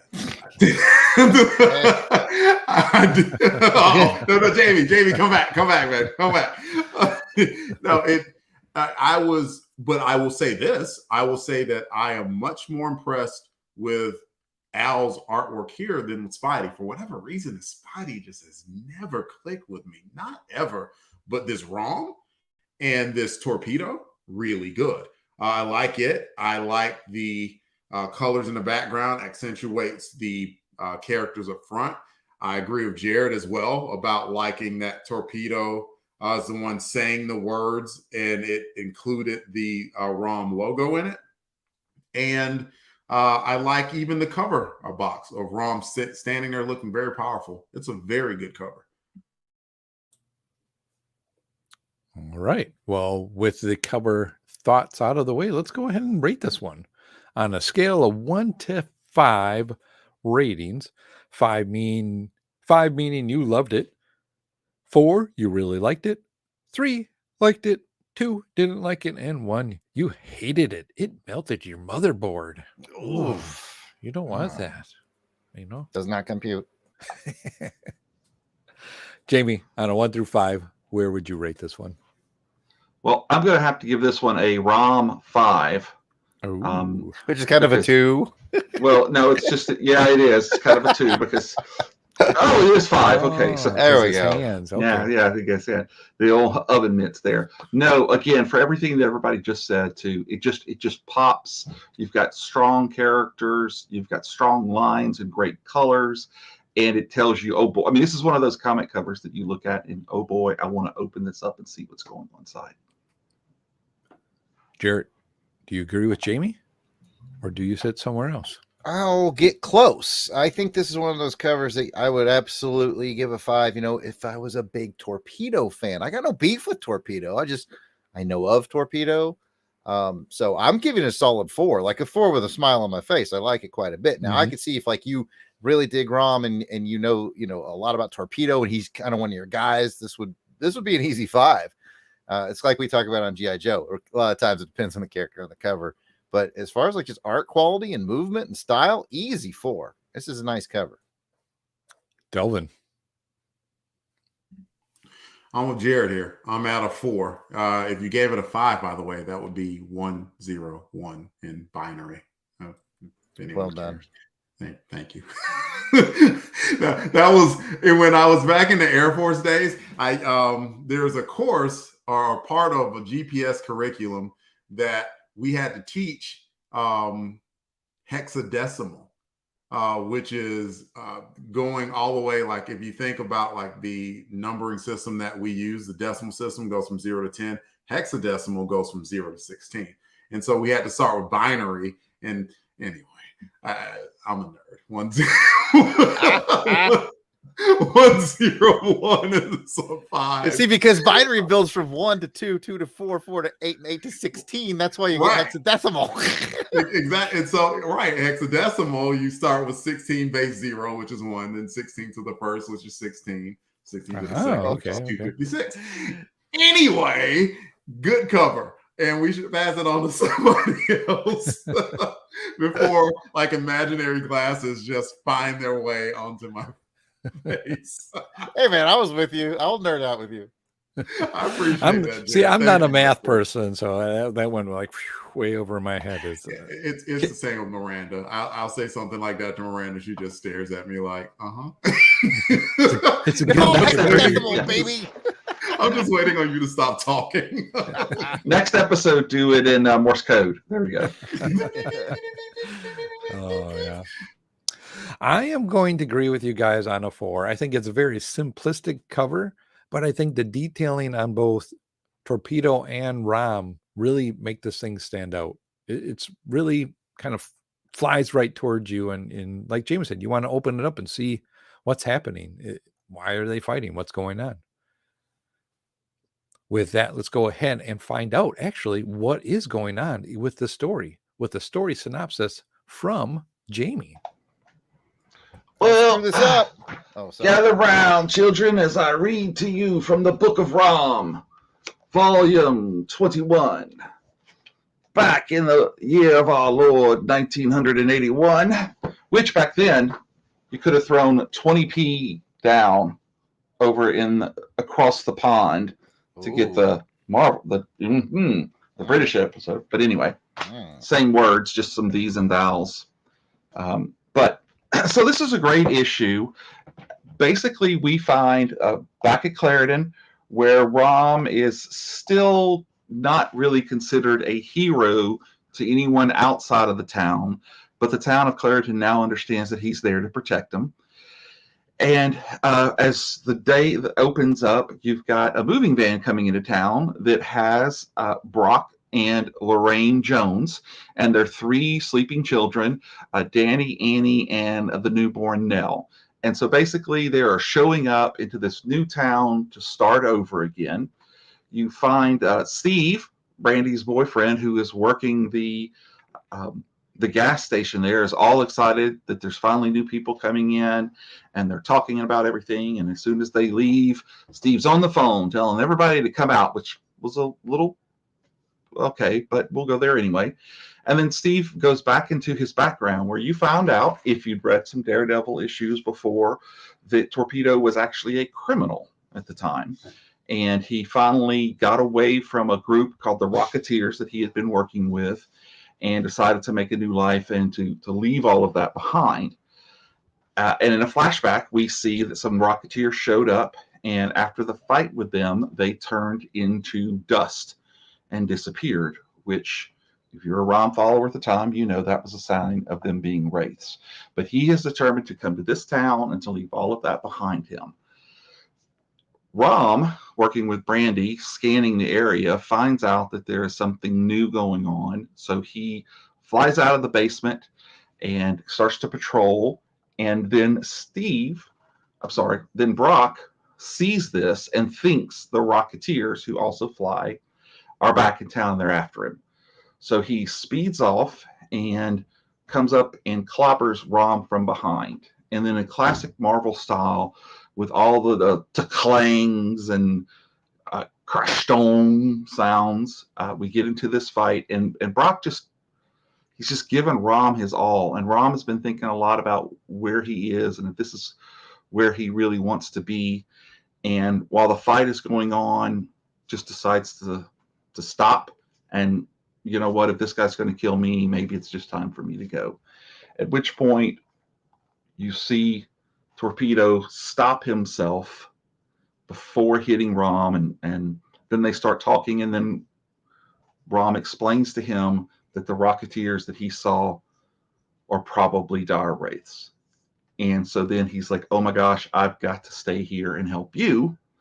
And then we get a quick flash to the end where the Rocketeers are coming back together, and you can see that they are all changing back, and they are indeed wraiths. And they determine that they will go to Clarendon and kill ROM, the Space Knight. So it was a quick issue because you had the Saga of the Space Knights back up, but it's very powerful and very important because the Torpedo stays there in Clarendon for quite a while, helping protect the people. And that's it. we want to talk about both right now? Well, I think we'll just actually cover the main story on this one. Okay, good. All right, Yeah. well, that's it. All right. All right, Jamie, thank you for that story synopsis on ROM issue number 21. Let's go ahead and get to the bric-a-brac. Is it a first read or a reread? We'll start with Jarrett.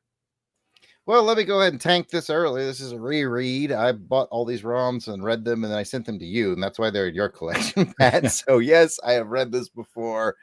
Double tankage. Meow, meow, meow, meow. Delvin, first read or a reread?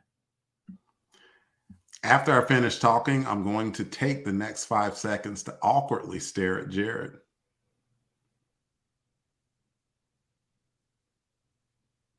Okay, with that, it's a first read for me because I don't ruin things. You don't, Delvin. And it is a first read for me as well. So let's find out from Jamie. Is it a first read or a reread? Oh, this is definitely a reread. This is an important issue, so I have read it. Like I said, I had my omnibus made from old issues. Wow. This is a 3-volume set, so anytime I want to read one, I don't have to worry about unbagging and boarding an issue. I can just pick it up, go straight to it, and read it. So these stay here in the Plastic Microphone Studio with me. Whenever I want to do a little research, I'll pick it up.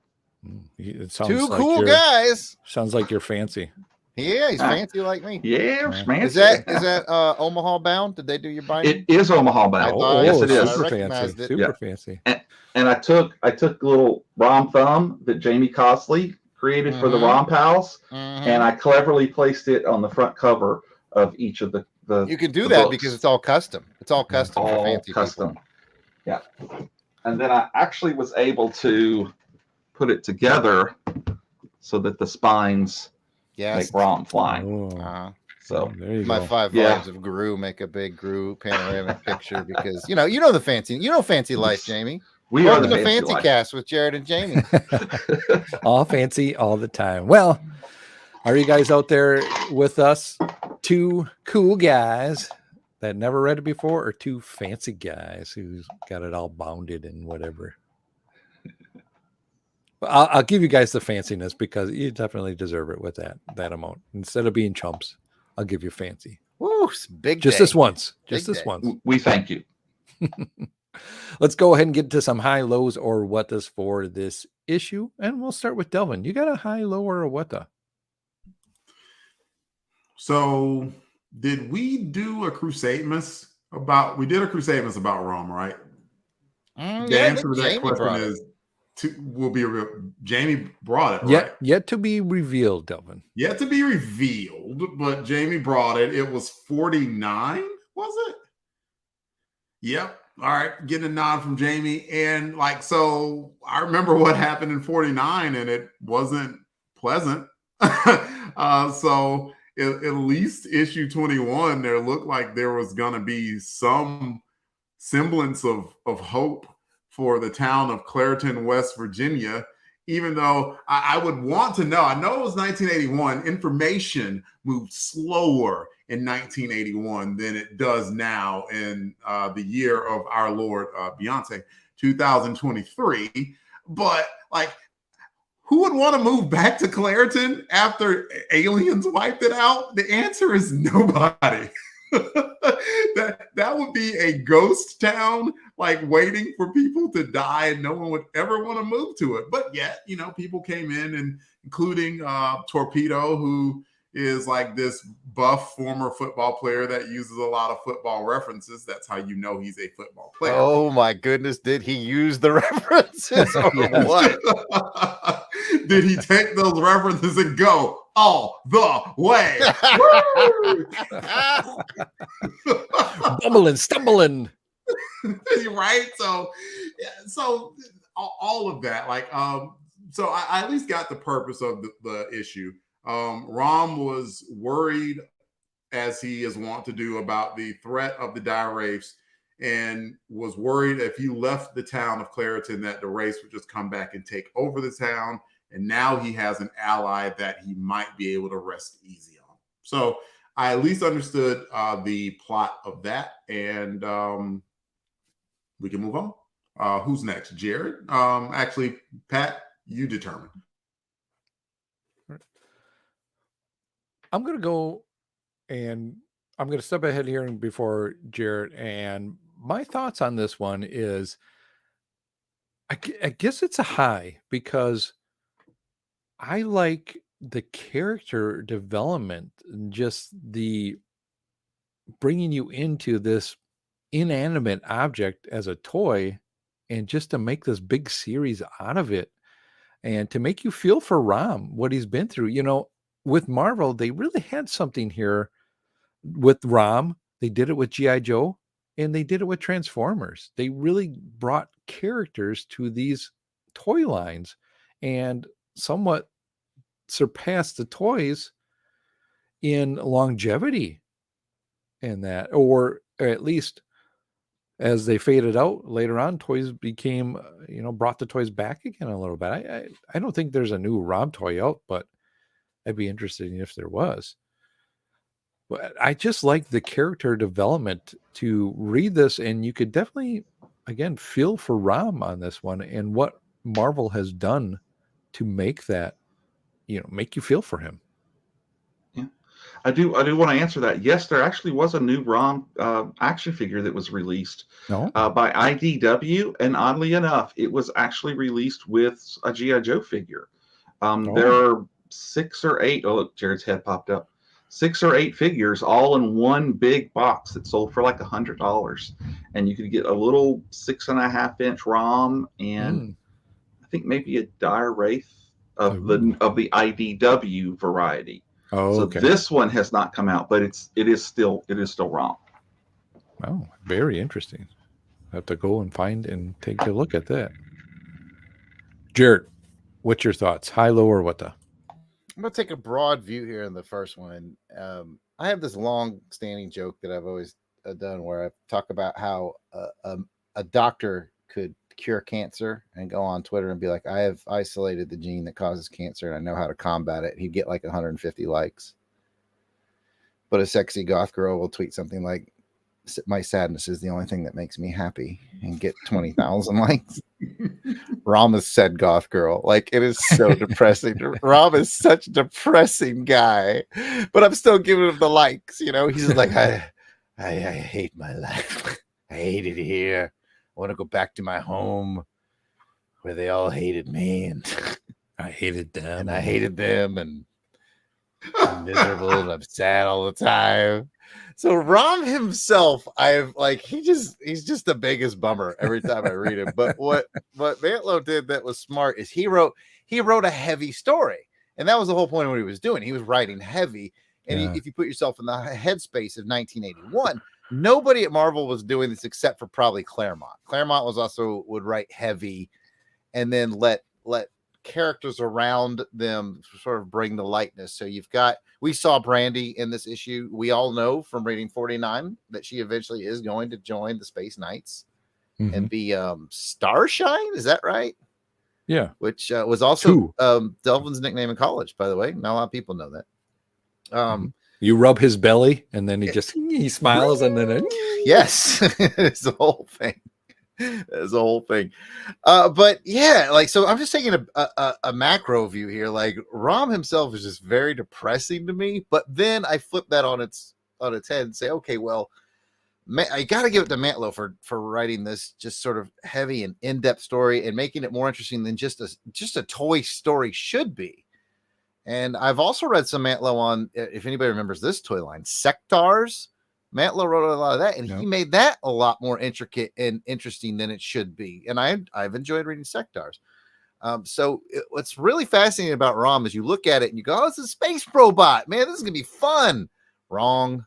It's not going to be fun. It's going to be sad and depressing most of the time, but it will have its moments. And so it was just interesting to be here when we see, I've read a fair amount of these now, Brock showing up for the first time and getting that torpedo boost in the Marvel Universe, which is going to echo all the way into the New Warrior stuff that Delvin and I have been reading.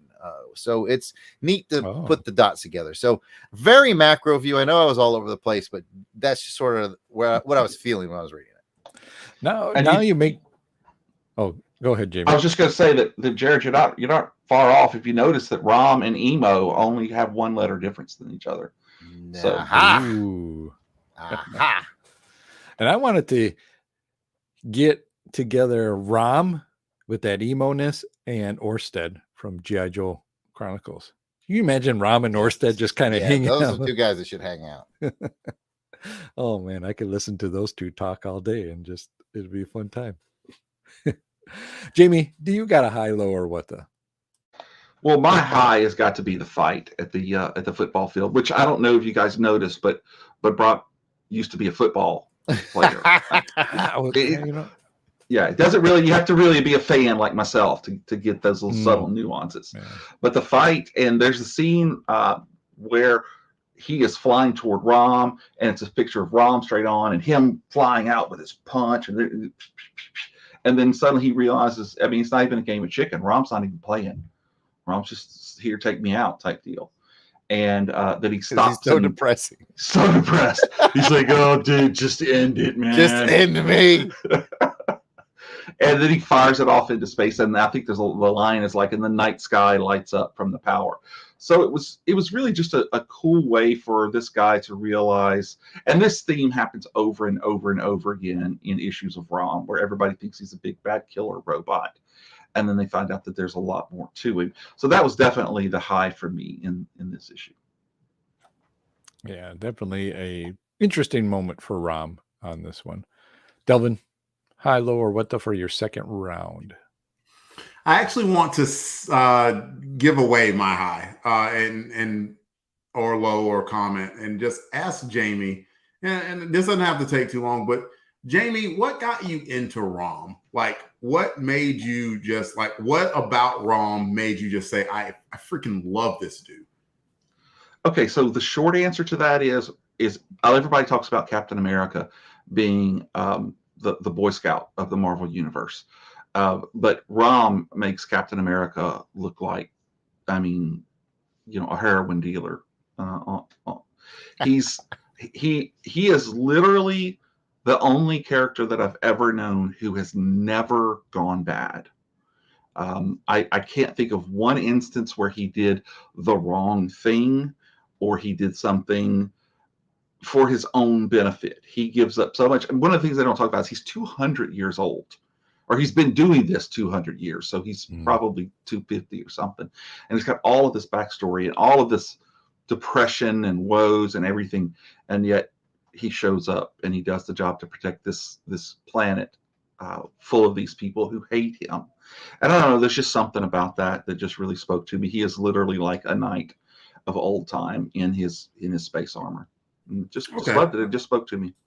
I appreciate that. Like, because I have heard of ROM for years and years and years. And when I came to New Warriors like 30 plus years ago, and then found out about Turbo, which was a offshoot from the torpedo armor. And I can't remember if they explained how Mickey and Jared doesn't know this, but there's a guy that's also a part of the whole torpedo thing as well. How they got the costume.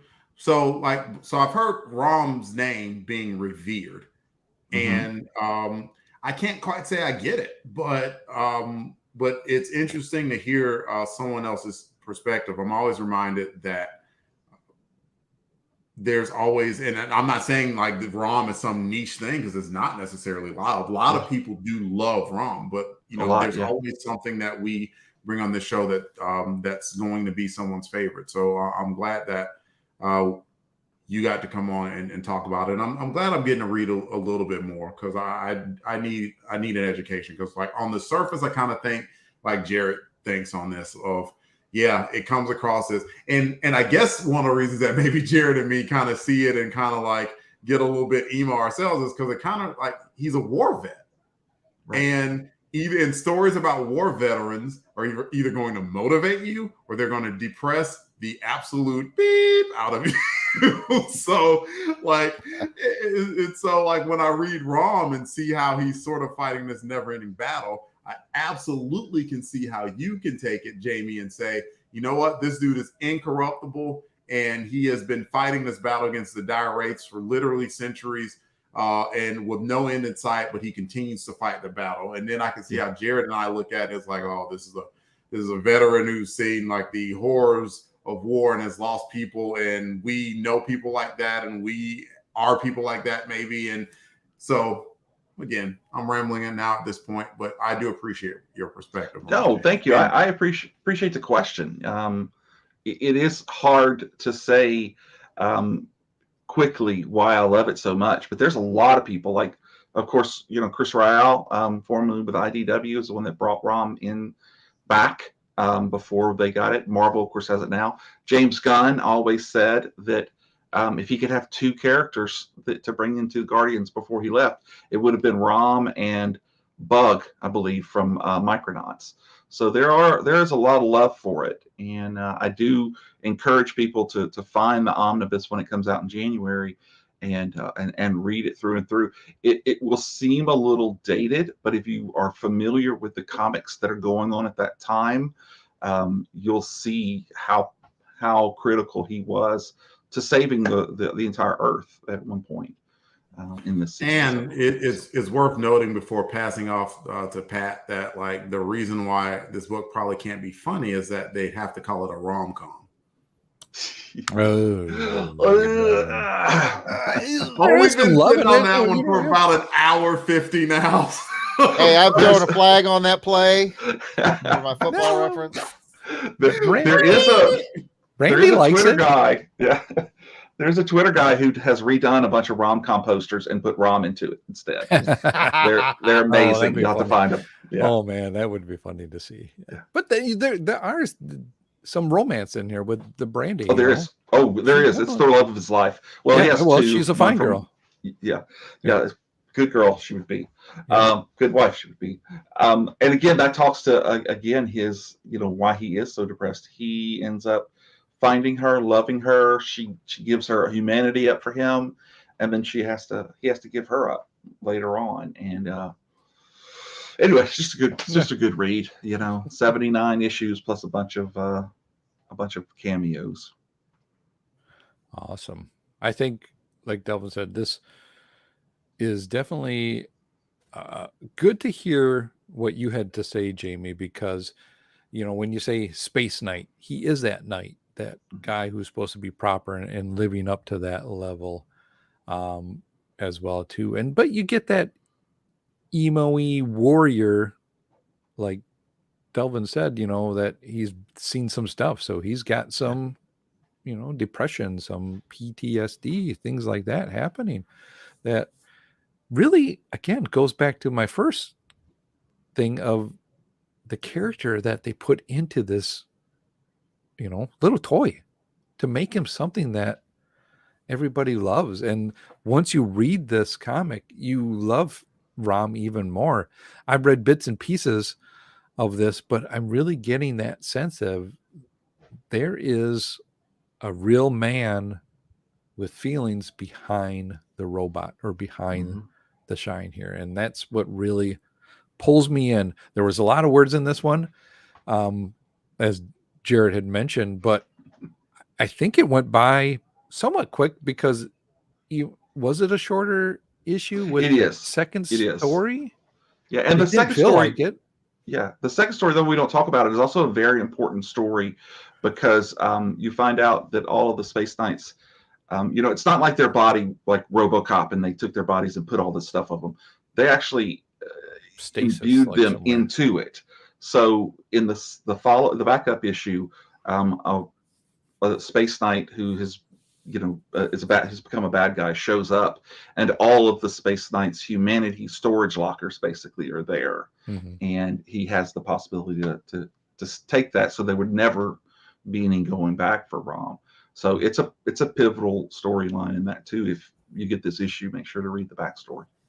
Yeah, Jared, high, low, or what for your second round? I was actually going to make it the backstory. When I was first reading these, because ROM is so dense, I think I got about 30 or so issues, right, Pat? And I ended up sending them to you, maybe somewhere in that neighborhood. And because it's so dense, I would see the backstories and be like, skip it. Nah, I'm not going to read that. And so, but I did read it this time because I didn't know whether or not we were talking about it on the show. And we have to get deep into it, but I was really intrigued by it. I was like, oh, I liked it better than the front story, to be honest with you.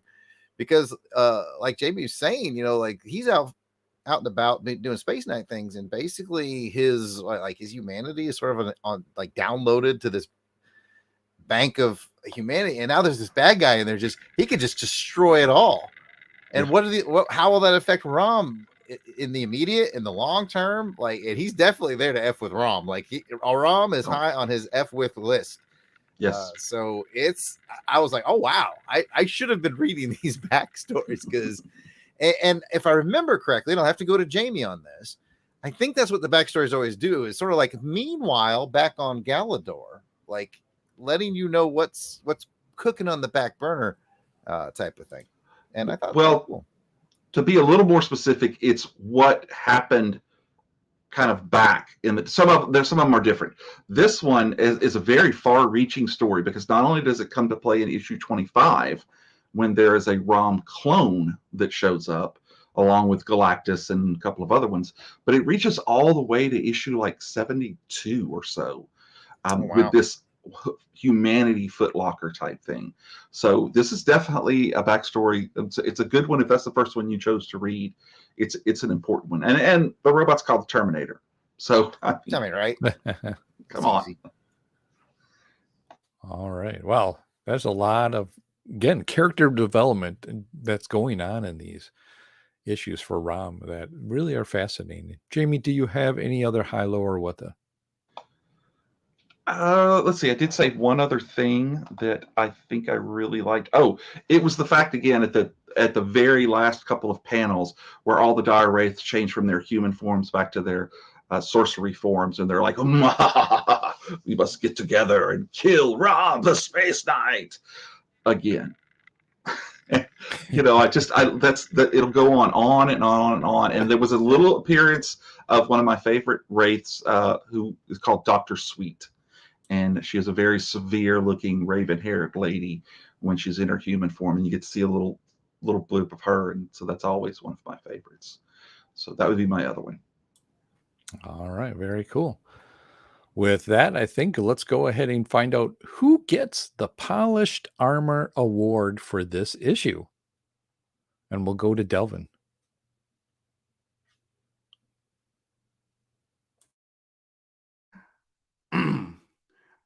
What is Torpedo's name? Brock. Something. Brock Jones.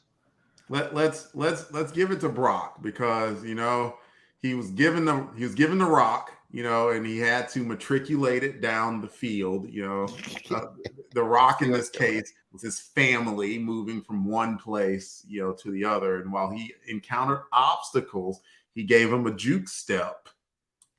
And he was able, to tiptoe his way into the end zone and extend it for a touchdown. The touchdown, of course, being, uniting with ROM. So I give it to Brock / Torpedo.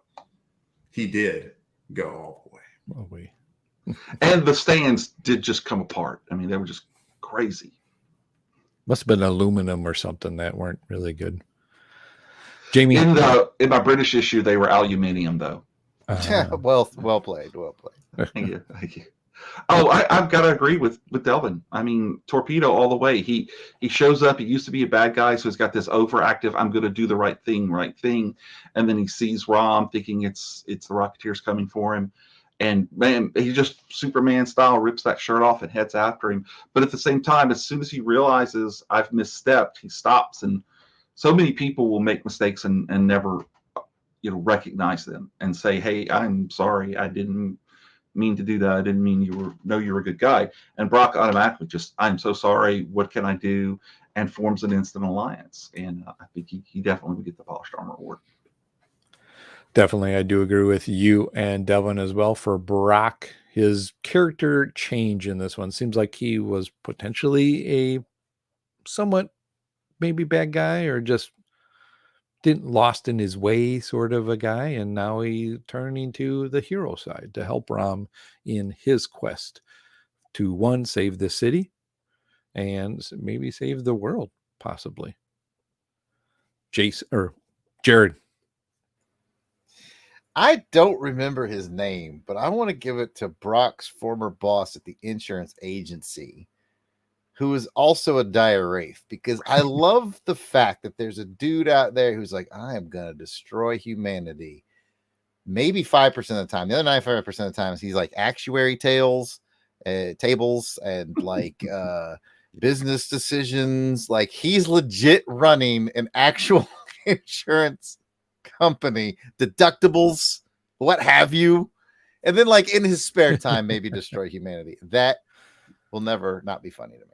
So in one way, Jared, he's like going to destroy like the world, the country. In the other way, he's just going to meticulously drive everyone insane.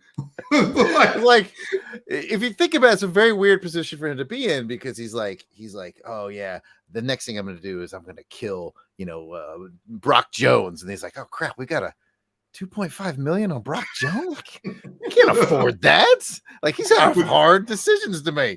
But then at the same time, he gets to be like, hold on, beep, beep, beep.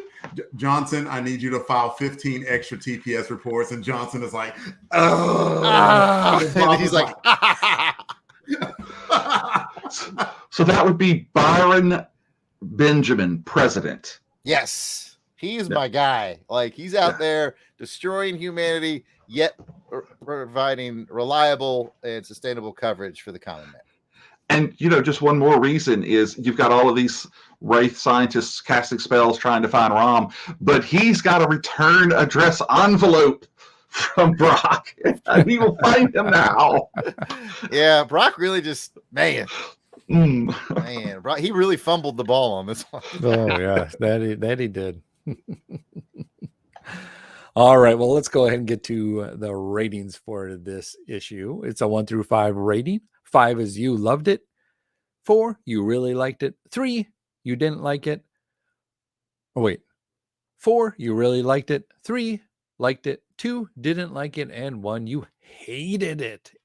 It burnt your motherboard, or you fumbled the ball right at the end zone, and they ran it back for a pick 6. Oh, my goodness.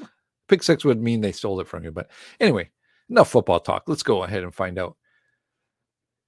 Jarrett, 1 through 5. How would you rate this one?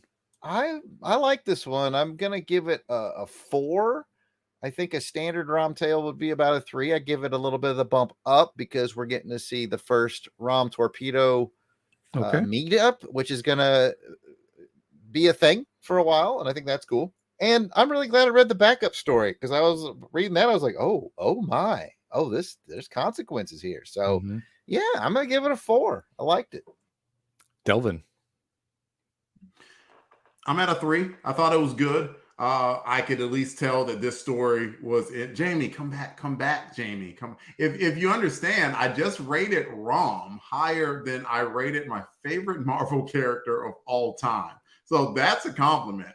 And here's why, though. Like, the story was, this clearly was in continuity. And I could tell that based off of, even though it hadn't been released yet, when we read ROM 49, Brock was still, in the book, veteran, football player, as he was, a little bit worn down, but, he's still in the trenches. Okay, that's enough football references. But he came off the bench ready to play. Yeah. He did, like he's no longer like the fresh starter at that point. He's the seasoned backup. Like you're going to get about like 85% production, but still viable. Anyway, so I appreciated the continuity from issue 21, and I appreciate that Torpedo is a part of the New Warriors as well. So all these are good things, and so good for me gets it out of 3. I am going to go with Jarrett with a 4. I really liked it. And again, I keep saying this, it's the character moments for this, the character buildings to turn this toy into something that I care about, and care about the people around him and the people that are joining him as well, too. The Brock story, to kind of, you kind of felt for Brock too, is like, hey, he just did and killed a bunch of people that he really didn't mean to do. So that pulled me in. Jamie, are you at a 5? I don't want to sound too much, but I am at a 5. this would probably be on my list of 10 most important issues for ROM. Oh, see, that's good to know. Yeah, because it does establish Brock, newly formed. I mean, you would have to read. There's a couple of Daredevil issues where he's actually. You'll love this, Jared. He's working at the insurance company so he's doing the actuaries, and then he's putting on the costume and zooming out, and then his paperwork's everywhere. He's like, oh, but I gotta save. But it's great to see him coming in. Not only as a new hero, but as a reformed bad guy. And again, if you get up to 49 with this other issue that's going to come out later, this is definitely one of the times that if you're going to read something, this would be one of them to read. So I'm going to give it a 5 for that. All right. Wow. There's some good values from 3, 4, and a 5 on this one. So go ahead and check it out and learn a little bit more about ROM. With that, that's going to bring us to the end of this part of the show. You got a comment or a question, you can give us a call or leave a voicemail that we will play later on in the show. Leave us a message at 707-532-5269. That is 707-532-LBOX. Pick up the phone. 1100110110101010. That means pick up the phone in binary. Don't double check that. With that, we will be right back. All right. I need to step out for just a second. All right. I'll be right back. Delvin, you want to move us forward? I do want to. Yeah, because feedbacks. Oh, good. Yeah, because we are over time. So let us continue. 3, 2, 1. Welcome back from the break. Now let's get to the feedback part of the show where we share your comments, emails, questions, and shares in a segment called Crusader Comments. We're thrilled to kick off these comments with special shout outs to our Crusaders Club members. These are the fine folks that have helped join our crusade. They enjoy early access to special Longbox episode, voting to help determine show content, and so much more. These are the folks reaping the benefits and giving some much appreciated support to the show. Pat, go for it. And Helica Wolf. Oh. Auburn Elvis. Blast it or stash it. Braxton Underwood. Clinton Robinson. Captain Entropy. Dave Collins, the Battle Wagon. Does ROM voice do anything for you guys? Ezra Gallo. Gary V. Gerald Green. Jason King. Jason Lady. Jeremy L. I'm so glad this happened. Jim Jarman. I hope you like Jim Jarman too. Jim Meal. Joe Thomas. John Watson. Josh Strickland. Candace Ward. Captivating Kathy by the MVP. Matt and Lissy Passo. Mark Ross. Maxwell Traver. Now it's Max Headroom. Miranda W. PD Devons. Paul Hicks. Rick of Jeff and Rick Present. Rob Captain Morgan. Samantha Maney. Sean Urbanski. Spidey 67. Spreadsheet. Steve Cronin. Tim Price. Tony Pennington. And last but not least, Toronto Cop. And I know we're over time, but I cannot help this. Jared or Jared Bott, do you happen to do a Chris Walken impression? Oh, it is me, Christopher Walken. Hey. That is the coolest impression you ever heard. Mr. Jared Bott I'm Watkins. happiest in the saddle. Thank you. I knew you were going to ask me that. Oh, man. If we missed anyone on our list, we apologize. Keep in mind that we record these episodes well in advance of release. So if you're a recent addition, we should be adding you soon. Jared, you could have found some way to say I'm happiest with an apple.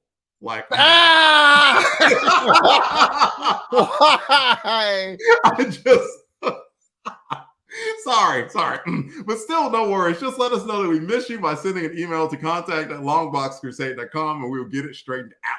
As a reminder, you can become a Crusaders Club member by heading over to patreon.com/longboxcrusade. For as little as $1 a month, you get access to the amazing world of the Crusaders Club. Come check it out.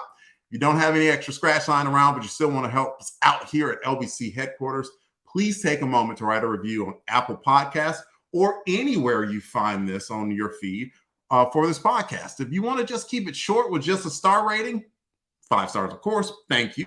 It helps raise the profile of the show, and we will share your review on the next show. As of right now, folks, for episode 72, it has not been released yet, so we don't have comments, but as soon as we do, we will provide them, of course. Voicemails, you can call us and leave a voicemail that we might play on the show. Leave us a message at 707-532-5269. That's 707-532-LBOX, and I will accept no one else but Jared Bott. Pick up that phone.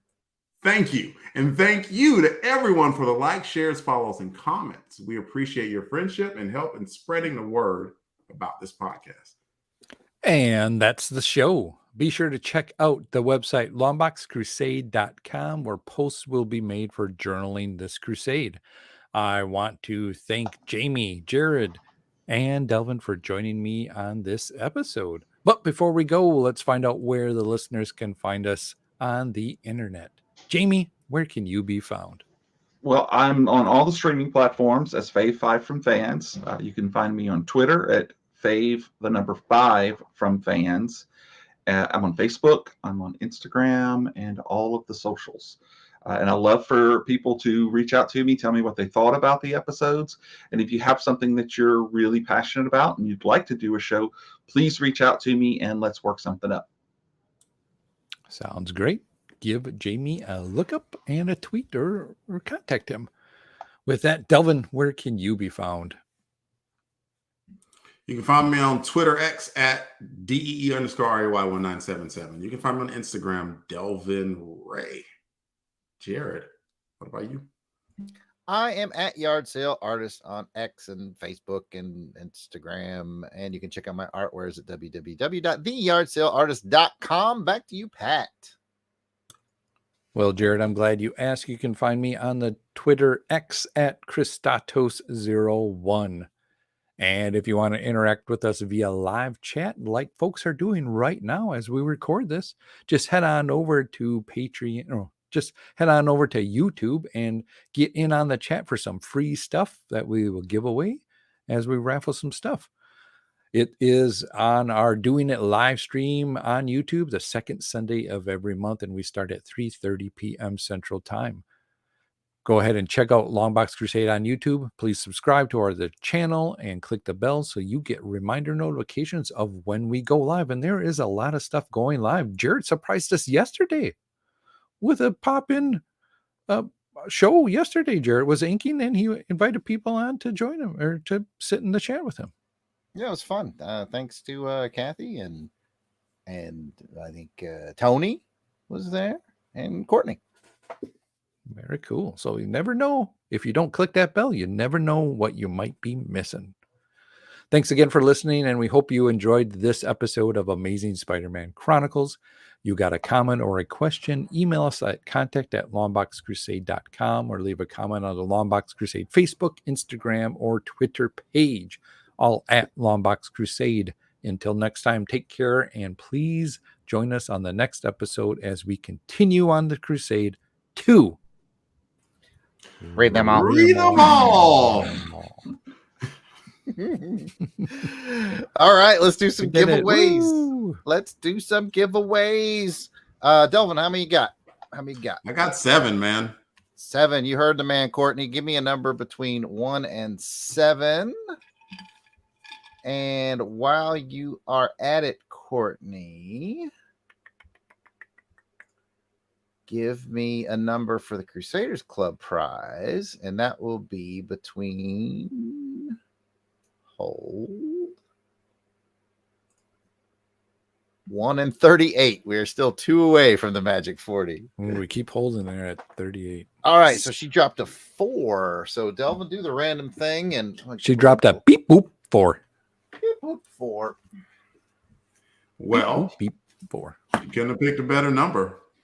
My number 4 lands on Courtney Holland. Courtney Holland picks Courtney Holland. I love it.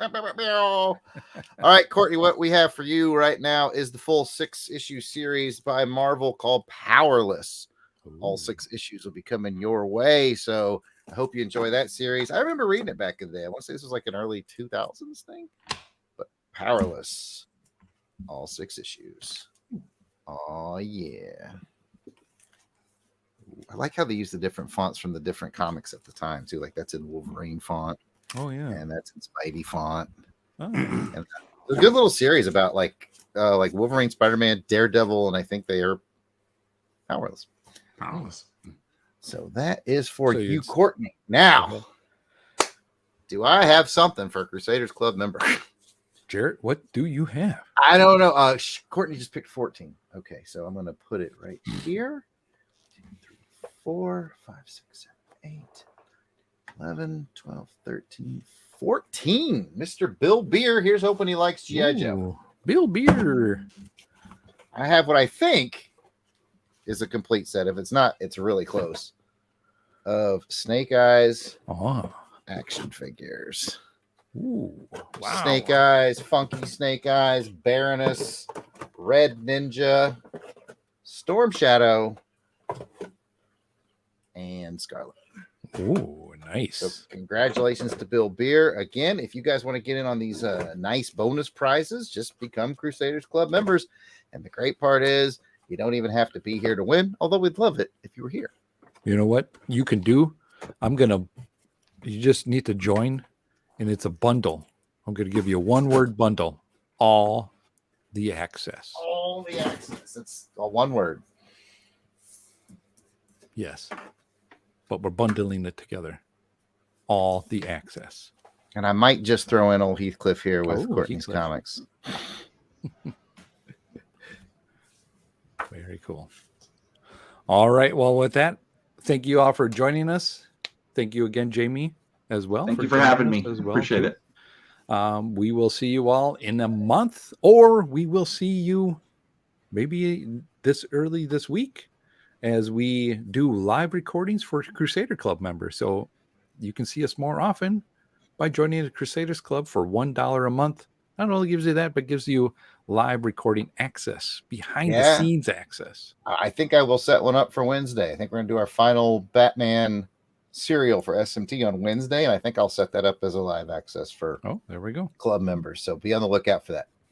Definitely. With that, thank you all again for joining us, and we will see you later. Everybody freeze or wave and say goodbye. Just gonna don't hit leave, hit end stream.